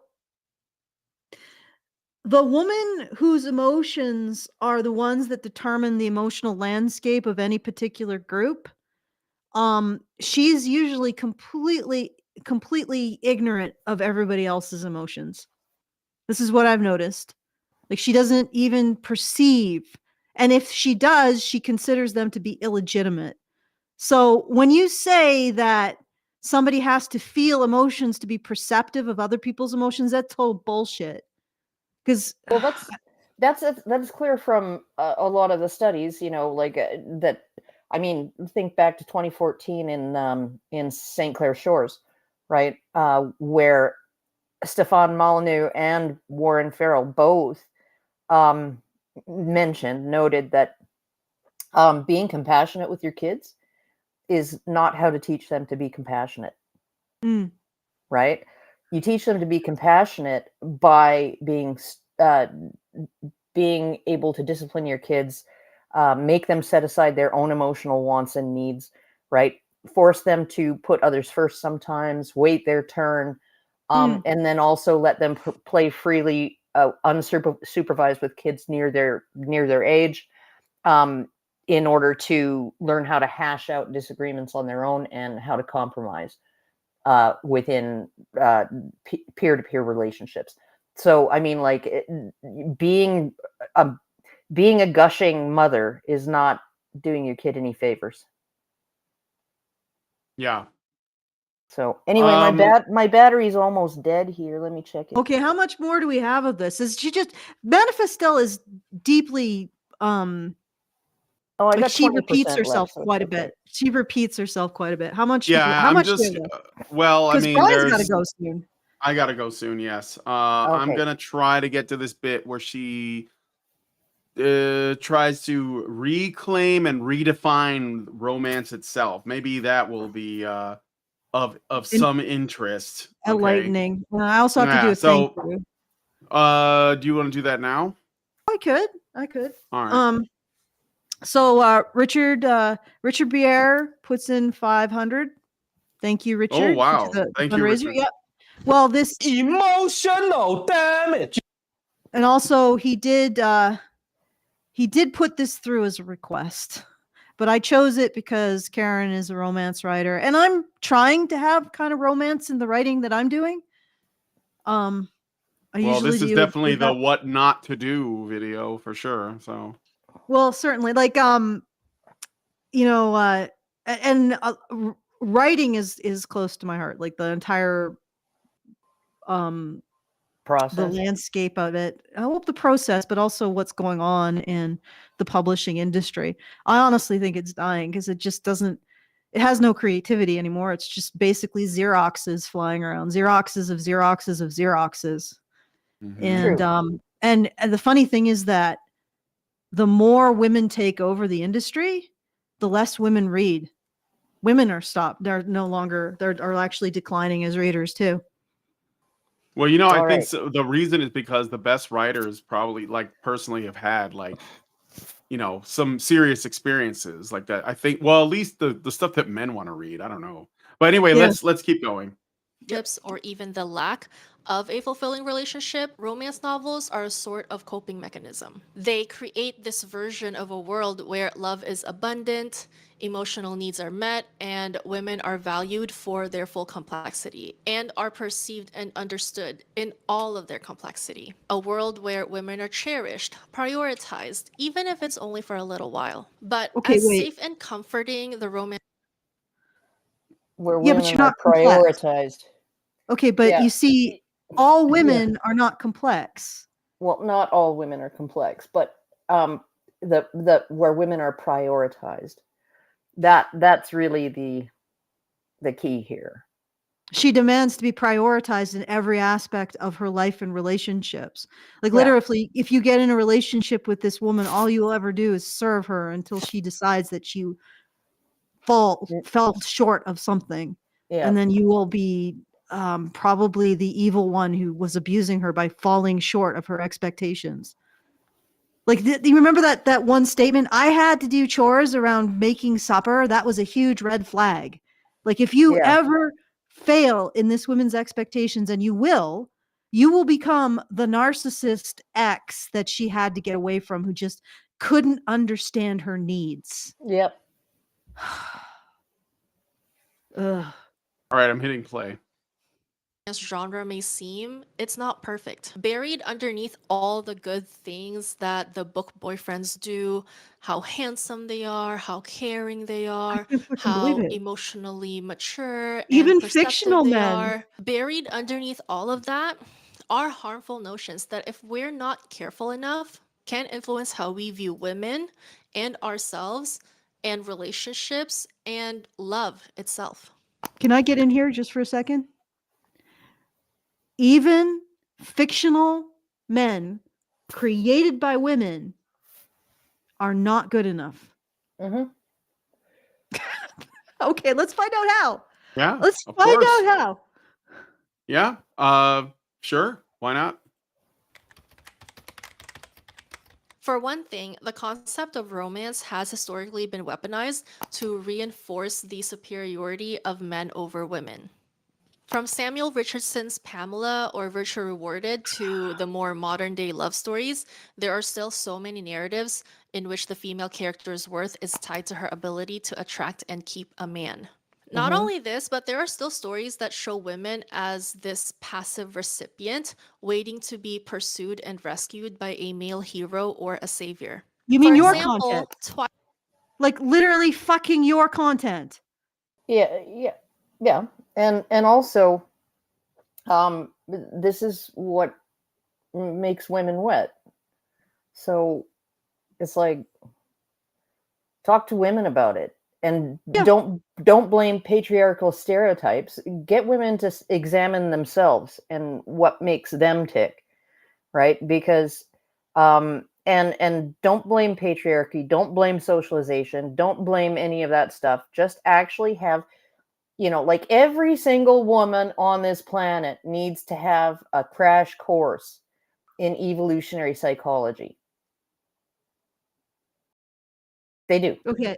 Well, at least to acknowledge this, but my point here is just the hypocrisy right in front of us. She would say that a man should do everything in a relationship.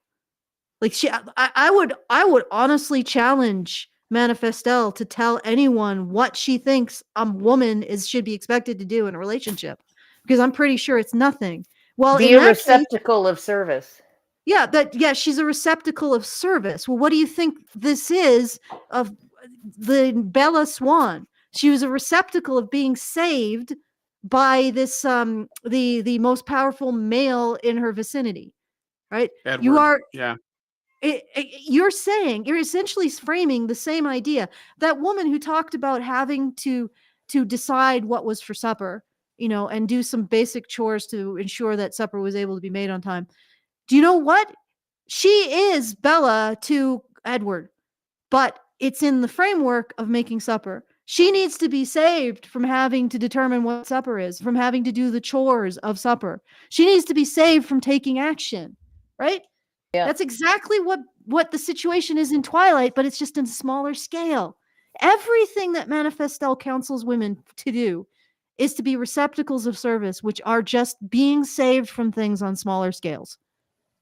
Yes. And then she complains that women seek out romance. You know what this is? She just doesn't like the competition. Romance novels are honing in on Manifestelle's territory, eyeballs and attention and clout. I mean, Yeah. Manifestelle knows how best women should be served. Don't read those nasty romance novels from her competition. They don't know how best to serve women, how's this best to save them. Anyway, I just wanted to point out the absolute hypocrisy right in front of us. Oh yeah. Yeah, I know women need to recognize that there's a hypergamous quality in them and take responsibility for it if they want to improve this situation. Well, But men instead, also need to recognize their own hypergamy, which is not along financial or social status lines necessarily, but more about physical attractiveness, but regardless, and personality, right? The personality traits that would make someone a good mother to an infant. Right. okay, Right. but the point is that she's selling the very same things that romance novels are selling. Yes. And this seems to be more about attacking the competition and not have women continue to blame men for what women want from men. Mm-hmm. Like, could you imagine if men did this? Like Karen was talking about how, that hypergamy of men blaming women for making them want slender, youthful women. Well, they can't even be concerned with a woman's body count without being shamed by the whole internet. Yeah, but could you imagine? We I lived in a know. society where No, we don't. We couldn't. I don't think it would be. I don't think we would. Not I think only that other men would hold those men accountable. not only would men openly say that they prefer young, slender women, if a woman said, but I'm an older, not very slender woman that you don't desire, if a woman said that, she'd be censored. Those men would say, how dare you in any way impugn our character? Meanwhile, you're worthless because you're not the thing that we desire. I'm just saying, it'd be so fascinating to be in a reversal world, in a bizarro world where everything was reversed. And then also saying it's your fault, that it's the matriarchy's fault that we desire young, youthful women. Yeah, no, and the ridiculous thing is that women actually do set certain beauty standards, right? It used to be that women who were tanned, that was like a female driven fad. Women who were very slim, female driven fad, also by gay men in the fashion industry. And so I mean, and even sort of heavily made up women, heavily coiffed women, right? A lot of men just don't care about that kind of stuff. In fact, a lot of men are turned off by it. A ton of makeup and those long fucking Cardi B nails. Welcome to an invitation to an injury during sex, right? I don't even know how Cardi B hasn't stabbed her own child yet with those things. Right? Yeah. I was gonna say, wasn't there in Japan, there was a female, I don't know if she was a queen or an empress or a princess, and her teeth were black, and so all the women would blacken their teeth because they thought it was fashionable. It was, I think might have been Queen Elizabeth, because she had famously. No, there was a Japanese. Oh, yeah, you're right. Yeah, yes, that became a fashionable thing. I was just thinking, to take my bizarro world, it would be a world in which Humperdinck was the victim and Lolita was the aggressor. Oh, good Yeah, lord! right. Imagine that. All But right. we do live in that world because you get all the female jailers in the juvenile detention facilities saying he seduced me Yeah. to Mhm. to a kid in jail, to Yeah. child in jail. Okay. Yeah. Well, I mean, even if he did come on to you, right? It's your job as the person in a position in a position of authority with a duty of care to say no.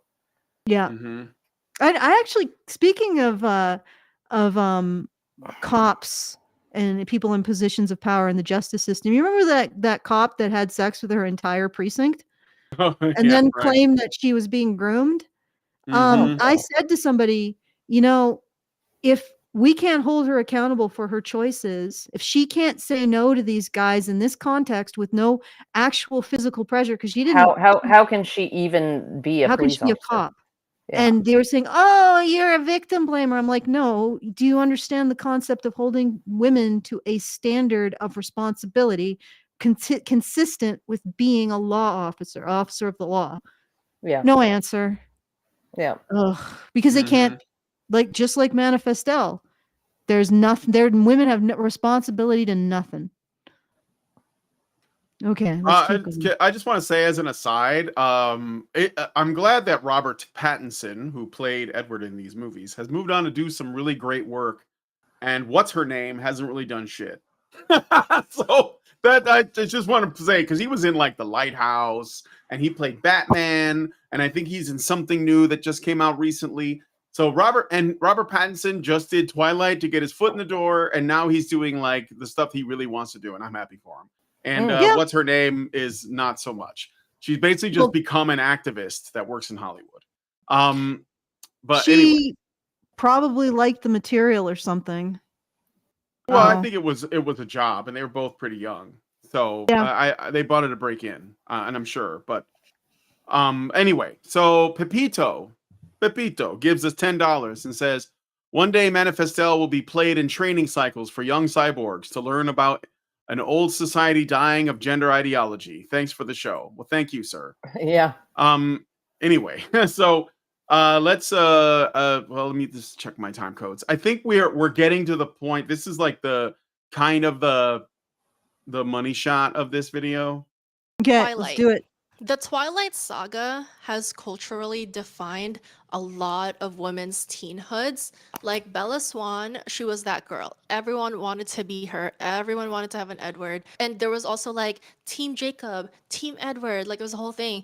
And you know how much Twilight has informed my teenhood / early adulthood? Yeah, that's I you. went to Forks. Yeah. That's you. It's funny because she thinks that's bad for the women who read those books, but I think it's bad for the men who had to basically compete with Edward and Jacob. Why is she Well, on the cock chair? No, but I think she's describing her disease here. And Yeah. and it's like, okay, so what came first, right? Fentanyl or your morphine addiction, Mm-hmm. right? Mhm. I mean, like, basically she had a personality and Twilight really appealed to it. Mhm. And yeah, and so but she's making the claim now that, like, oh, it's not a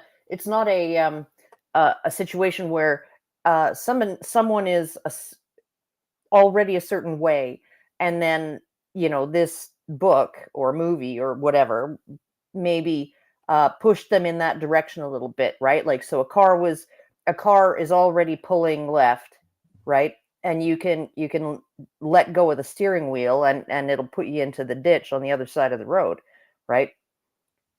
Or you can hold the steering wheel, right, and try and keep it straight, right, or pull over to the right. She's kind of acting like there was no original problem with the car pulling left, right? Mm-hmm. That she had an original problem, right, or an original way of being and seeing the world, right, and then came across this material that really appealed to that way of being and way of seeing the world. And it pushed her a little bit further, and maybe it has been such an influence on her, so reinforcing of what she already was, that now she has become this whatever the fuck she is now, right? Okay. Well, honestly, but okay, there was but something there to work with. There was a reason that book and that movie appealed to you. I just have a big question it's been sort of burning this entire time. I noticed that she's in a chair in the corner. Is she a cook queen? I wouldn't speculate on that. If we turned 180 degrees, would we be watching something a lot more interesting? Just okay, that's petty. All right. Is it So a little bit. Zaranx gives us $5 super chat and says Kristen Stewart isn't the driver of the Twilight films. I unfortunately read the Twilight series. Remember that series sparked 50 Shades. Why'd you read that? It wasn't for you, dude. No, of course not, because Kristen Stewart plays Bella Swan. Bella Swan is essentially just a template for women to embody. She's so a like cardboard male cutout. Yeah, male fiction is usually a story that is aspirational about someone else that men are looking at and sort of admiring from afar, from the third person perspective, right? Aspirational figure. Yeah, aspirational figures. Guys like Odysseus, and they like Hercules, and they like Luke Skywalker or whatever. They just like to see them do their thing. They like Frodo. But when women read fiction, they want to be the person in the story. So they write the character for those fictions aimed at women in such a way that any woman, they can feel like anybody. So they're kind of like they can insert they're a blank slate. Blank slate into a blank a template. Right. So the Twilight books are going to make Bella Swan like basically a nothing, just like an empty space. She's whereas the characters are all of the men that are attracted to her or around her. So look at there was a show. It was basically like a more mature version of Twilight called True Blood. It was on HBO. It was based on some books too, and it's the same kind of stuff. These steamy romance novels where Sookie, who was like this waitress in the South, that had was like a nobody that for whatever reason nobody noticed, but the vampires fell in love with her, and like the werewolves fell in love with all the supernatural, powerful, strong male characters wanted to be around her. They wanted to be with her. That was all just so that the women reading the books could inject themselves into that. 50 Shades of Grey is the same. It's basically just Twilight fan fiction, and it's just being repurposed. For the same reason. And there was like a movie, I just thought about this. There's a movie, I think it's called Honora, and it won the Oscars. I guess swept the Oscars this year. Nobody watched the Oscars, but it was a film literally about a stripper that meets like a rich Russian like foreign guy who is basically Pretty Woman but like sluttier. And it's basically just that taken, and it's all of this is this kind of weird wish fulfillment for 304 women that are like, oh yeah, I have like, if it's a stripper that finds a good man and they fall in love and they get married like really quick, and like I don't know where it goes from there, but the point is there is this fantasy of finding a high status man, and he woos her, and she resists like for a while, but eventually caves and gets with him, and that's kind of like that is the fantasy, and Manifestelle, she's basically doing a self-report. Well, Pretty Woman was actually I enjoyed it, but part of that was that the Julia Roberts character was actually charming.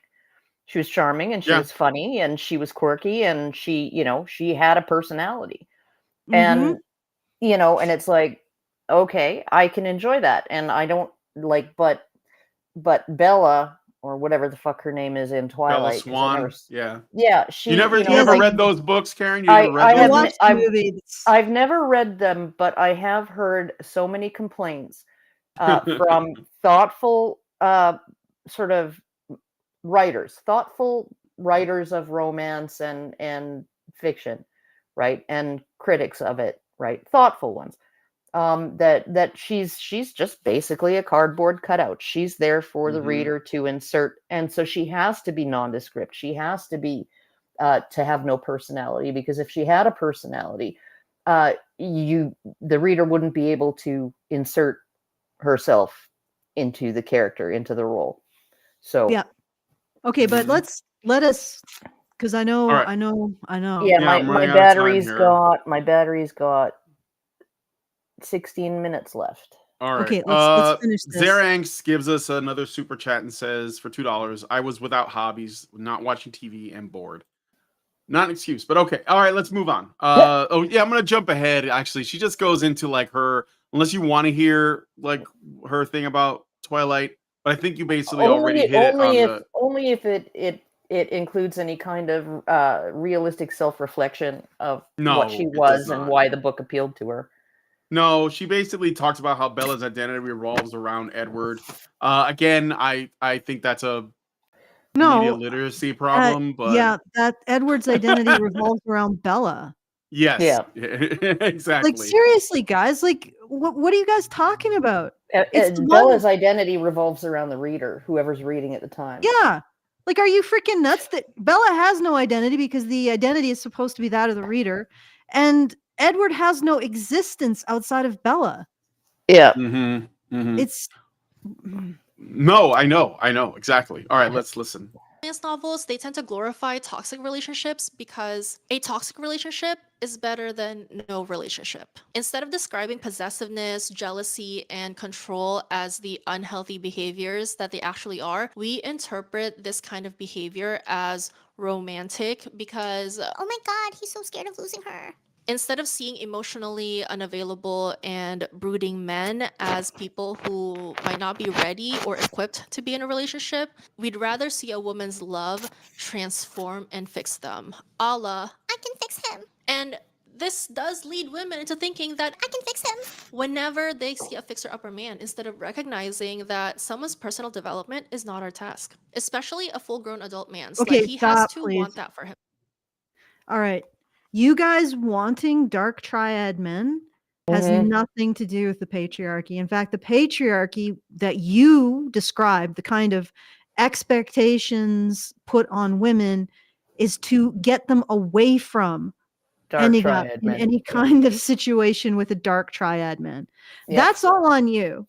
Like women just, for whatever reason, they just love themselves some sociopaths.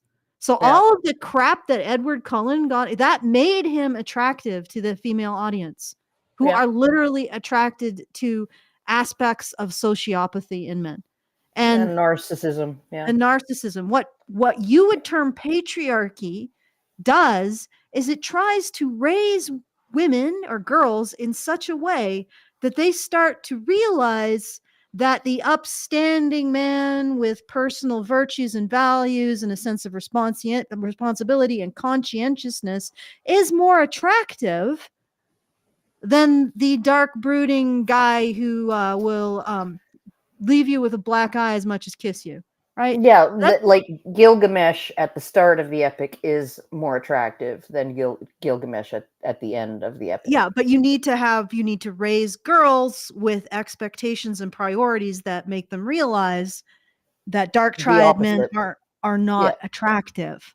Yeah. Or they are attractive, but they're going to ruin you. I think that's what the whole ruination of women is about. It's basically saying, you got something that this dude can take away from you.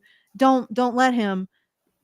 Go for the guy who's conscientious, hardworking, wants to build a community, that kind of thing, right? Yep. But women want the drama though. That's why they read these books. Like she's saying it shouldn't be, but then there's no plot at all. Women want the men that need them. Like what is 50 Shades of Grey about is the broken baby bird that also happens to be a multi-billionaire with a huge cock. And he needs, Anastasia Steele to save him. Yeah, it is a power fantasy, exactly. For women. That she is going to, for women, exactly, 100%. An extremely powerful, dangerous man that's like a dark triad man, but there is a good man underneath, and only this woman can save him from himself. It is like Beauty and the Beast. This one woman. Well, this the one the, woman the Yeah. Disney adaptation of the original, because the original was not like that. But No, But I yeah, mean, man, I was thinking about the TV show with Ron Perlman. so she's taking a female power fantasy, which is this Mhm. idea that you can reform the dark triad man and somehow turn him into, without losing attraction to him, by the way. 'Cause Yeah. this is the other thing. Turn him into that conscientious servant, right? That's the power fantasy. And she's looking at that and she's saying patriarchy did this to us. No. Yeah. No, if anything, patriarchy would tell you, or patriarchy, or expectations, traditional expectations based on women would try to move you away from the dark triad man and not involving yourself with them at all.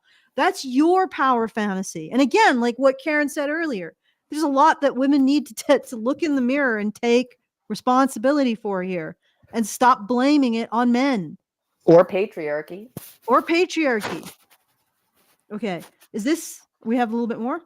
Well, I mean, she just kind of says that he should be fixing himself before he meets a woman or something like that. Yeah. But of course, she if he- doesn't understand that women if get he bored. did- There if isn't he- anything to fix. Yeah, if he did that, no woman would want him. Right. Mhm.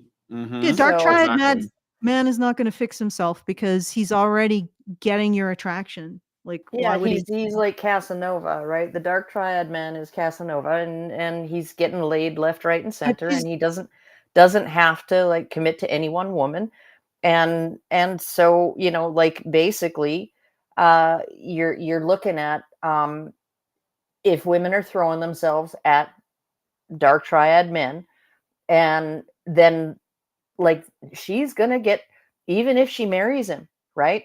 She will soon be bored by the fact that he's no longer a dark triad man. Well, he still will be, but she'll be upset by his behavior. If he genuinely is a dark triad man, she'll become upset with his behavior. But the other thing I wanted to point out is when she says a fixer upper, because we have been party to the extended universe of Manifestelle terms, she means a man who's like still going through med school, Karen. Oh, for Christ's sake. She doesn't even really mean a psychopath. She means a guy. He's not hasn't quite on the bar graduated yet. He hasn't He's joined not, the yeah, bar he's association. not past the bar. He hasn't gotten a partnership in the high-powered law firm that he's employed at. Oh, for God's Like, sake. basically, Manifestelle wants to marry a man 1 second before he rolls into his grave, and then she can Mhm. inherit his billions. She wants to be like that chick who was a stripper, wasn't she? Who married Anna that Nicole 80 Smith? Yeah, Anna Anna Nicole Nicole Smith. Smith. She was a Playboy playmate, and she was a Yeah. guest model. But yeah, totally a stripper. Yeah, and it's just like, yeah, no, okay, that's. I mean, if you look like Pamela Anderson or whatever, or Anna Nicole Smith, you can manage that, maybe, 1 out of every 100 times, right? But Mhm. but yeah, no, most women are never in the way of those men, right? Nope. I mean, and like he's not either. this is why you literally had the idea of the MRS degree, right? Where you go to school, go to college, and you meet a man and you get married while he's still, while he's still in school.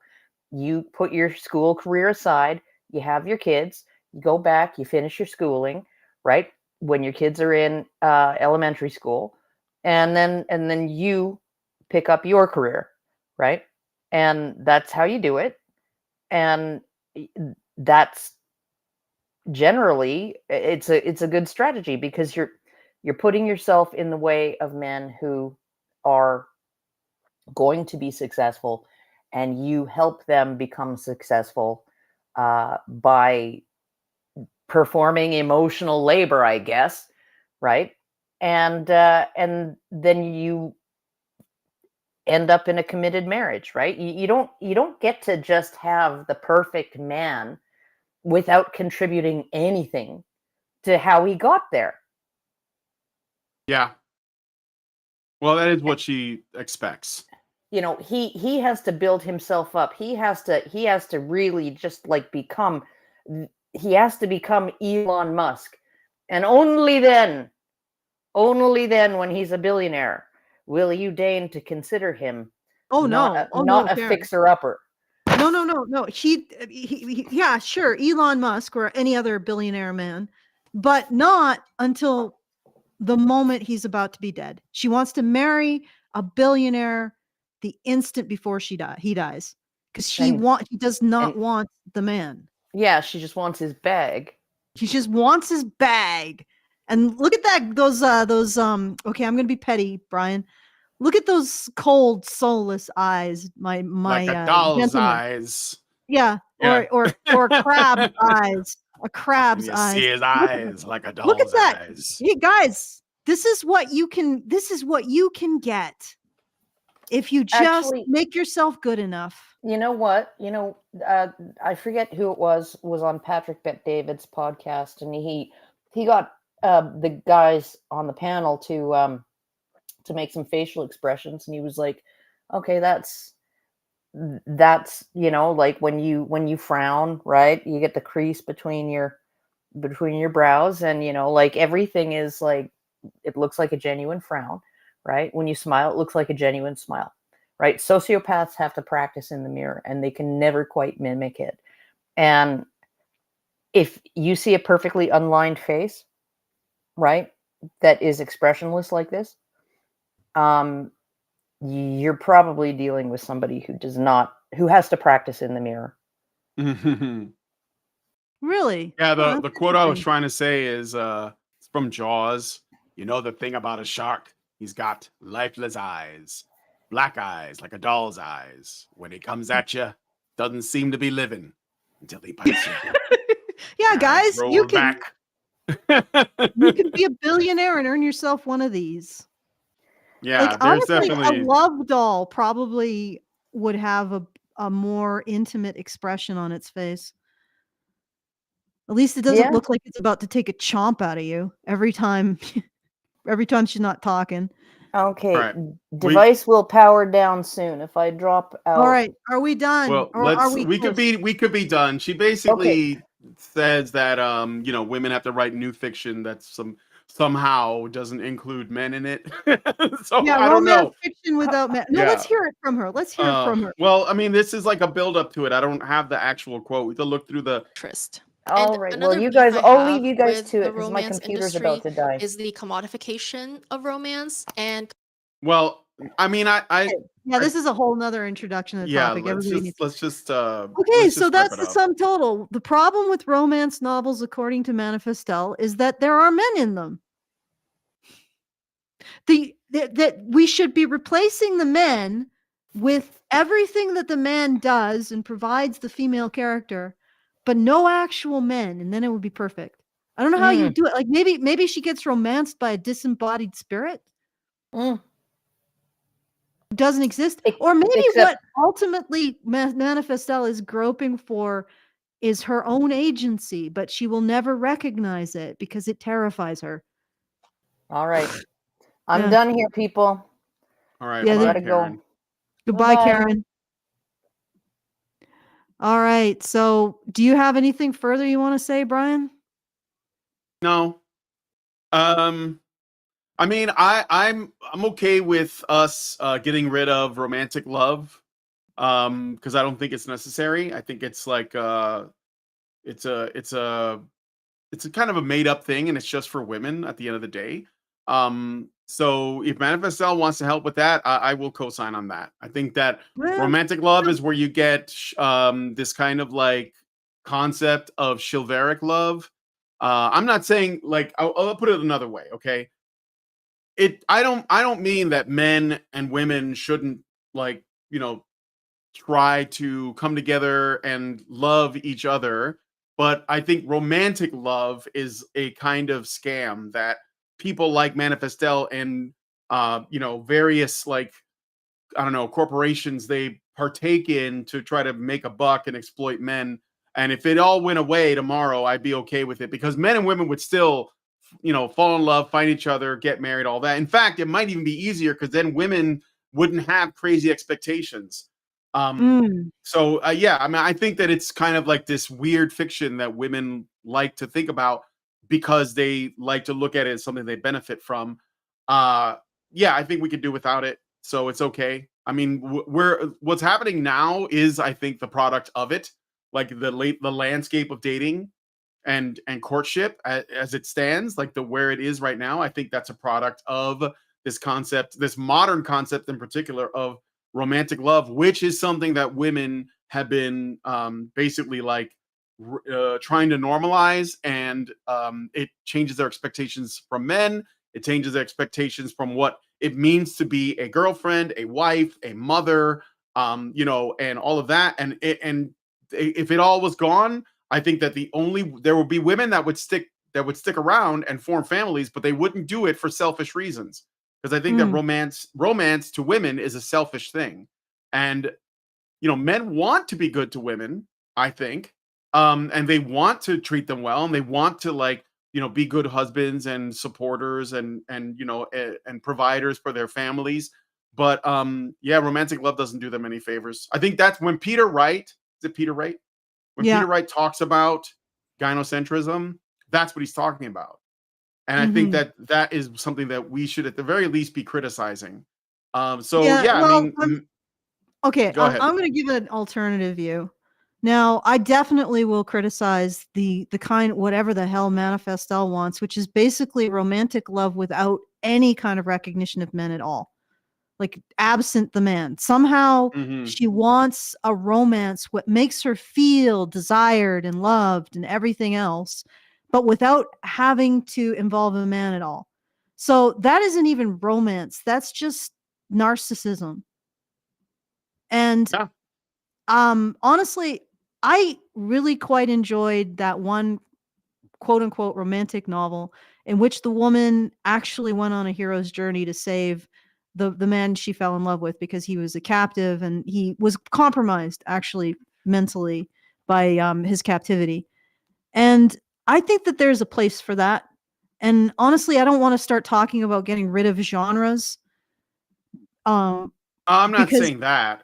Because once you start once you start doing that, like once you start getting or suggesting removing human expression instead of saying, well, yeah, romance that does whatever it is Manifestelle wants, which is just exclusive focus on the woman, to the exclusion of the man, you know, it's not particularly healthy. And she just seems to be saying, well, let's do Twilight, but make it even more just focused on the female character with no relation to the male whatsoever. So I want a romance that makes me feel loved and desired in the center of attention, but I don't want to have to deal with a man. I don't want the man to be involved at all. I don't want it to come from a man, which is insane. It's like that is the absolute essence of her insanity. And I would like to say that the women who are doing that kind of whatever it is are not in the same category as that one author who wrote the romance, the science fiction romance about the woman moving hell and earth to save the man that she fell in love with. I would say that that was a different category of writing, and I wouldn't want to necessarily get rid of that. You know what I mean? Because I found it edifying and not in that kind of solipsistic way. Yeah, but I mean, isn't it also true that that is an extremely rare example of something that goes against the grain, whereas 99% of romance is exactly the kind of stuff that Manifestelle and so many women like? So when I say it needs to go, I'm talking about that. And I'm not even really talking about writing anything per se, because I don't want to censor anything, but I think it's the attitude that has to change. Yeah, okay. The attitude has to change, but when the attitude changes, then the romance will change. So, I mean, censoring it, or maybe that wasn't what you're getting at. Maybe we're getting rid of the attitude. But well, the other thing is that, yeah, go ahead. If we're going to start talking about forms of expression, you know, causing damage to relationships, I think then we also have to introduce the conversation about porn. And it's like, I think the better conversation to be had there is, why are people doing it? And for men, I think it's tremendous frustration. For women, I think it's, I don't know, it's the end of this kind of belief about ourselves that women exist as receptacles of service and being saved. And we just need to get out of that. And there's nothing, I don't think there's anything that men can do to get women out of it. They have to choose for themselves to start taking the first steps out of being a fucking receptacle. Mm-hmm. You know, so I don't know. Maybe I was misunderstanding what your point was. So I mean, like, well, Manifestelle's, I'll just say last thing about this. So her conclusion is that the way we write romance has to change. We have to redefine love. We have to redefine romance. That's what she is saying. And I think that there are probably a lot of women that would agree with most of what she is proposing, but the way that she wants to change it essentially destroys it, of course, Mhm. right? And I'm saying that that's okay because people who are doing like real work will just keep doing real work. So Mm. I want to see that to its Maybe conclusion. what you're thinking is that it'll burn. It's like a forest fire that burns itself out. Yeah, Like if it even happens, essentially, because at no point does she actually challenge like women's taste, right? She no, just sort of says, "Oh, it she isn't just forces it. woman-centered enough," right? So Yeah, yeah, yeah. So make it so woman-centered the man doesn't even exist in it. yeah. I Let's mean, see how like well that does. Let's see death. how well that does. Yeah, when I think of death as more of a change than an erasure. So like, you know, like in tarot, the death card doesn't mean death, it means change. And Mm, so because it will not be the same as it was, so essentially the old whatever dies and then there's a new thing. And I hope Manifestelle follows through on that because I think that's going to kill whatever it is she's trying to do. yep. And there'll be like whatever is actually speaks to people will be the thing that persists. But Yeah. yeah, Yeah, so that's well, it. that's a great idea. Like, yeah, sure, go forth and make your romance that that manages to make women feel special and the center of attention and desired and loved and have men sacrifice for them, but no man. Like just manage Yeah. to make it's like that feeling like we talked about before with dark matter, the feeling of rightness, you know? Mhm. Not Mhm. being right or not pursuing the truth, but just feeling like you're right. That's what he was trying to give to his audience, just the feeling of being right. She Yep. wants to give women the feeling of being sacrificed for, but without men. Jesus Christ. All right. Sorry, I took the Lord's name in vain. It's all right. Okay, so we got a super chat from Yeah, I got Zarinx. a super chat from Zeranx for $2. He says Manifestelle wants the transhumanist utopic future. Oh no, the Handmaid's Tale plus transhumanism. It's the Yeah, she end. wants the mood Twice. organ. It's double bad. Okay. She So wants that's it. the Thank you. mood organ from Do Androids Dream of Electric Sheep? Which didn't end up in the actual film, but from Yeah. the mood organ from that movie. She wants to be able to dial up the feeling of being desired. Okay. And that's it.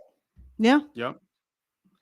So are we ending the show? Because I gotta go pick up Lindsay pretty soon. Yeah. Like I think that we've pretty much covered everything that we could possibly squeeze out of this squeeze spawn. I don't know. All right. So if you enjoyed the show, you want to send us a message, you can do so at feedthebadger.com/justthetip anytime after the show is over because it's going to stay live and we get the full benefit of whatever funds you send and you get the benefit of sending your comment not through YouTube's comment thresher system. I'm actually wondering if maybe I should merge the support and the just the tip so that it's a little bit more streamlined. Hey, you can tell me in the Discord if you're in it. And also, if you want to support the show, you can go to feedthebadger.com/support. And yeah, so those are the ways that you can help us. The very best. And back to you, Brian. Okay, well, if you guys like this video, please hit like, subscribe if you're not already subscribed, hit the bell for notifications, leave us a comment, let us know what you guys think about what we discussed on the show today. There's a link to the full video in the description if you don't watch it yourself. And please, please, please share this video because sharing is caring. Thank you guys so much for coming on today's episode of the Rantzerker, and we will talk to you guys in the next video. Men's right activists are machines, dude. Okay? They are literal machines. They are talking point machines. They are impossible to fucking deal with, especially if you have like a couple dudes who have good memory on top of that too. Holy shit, you're fucked.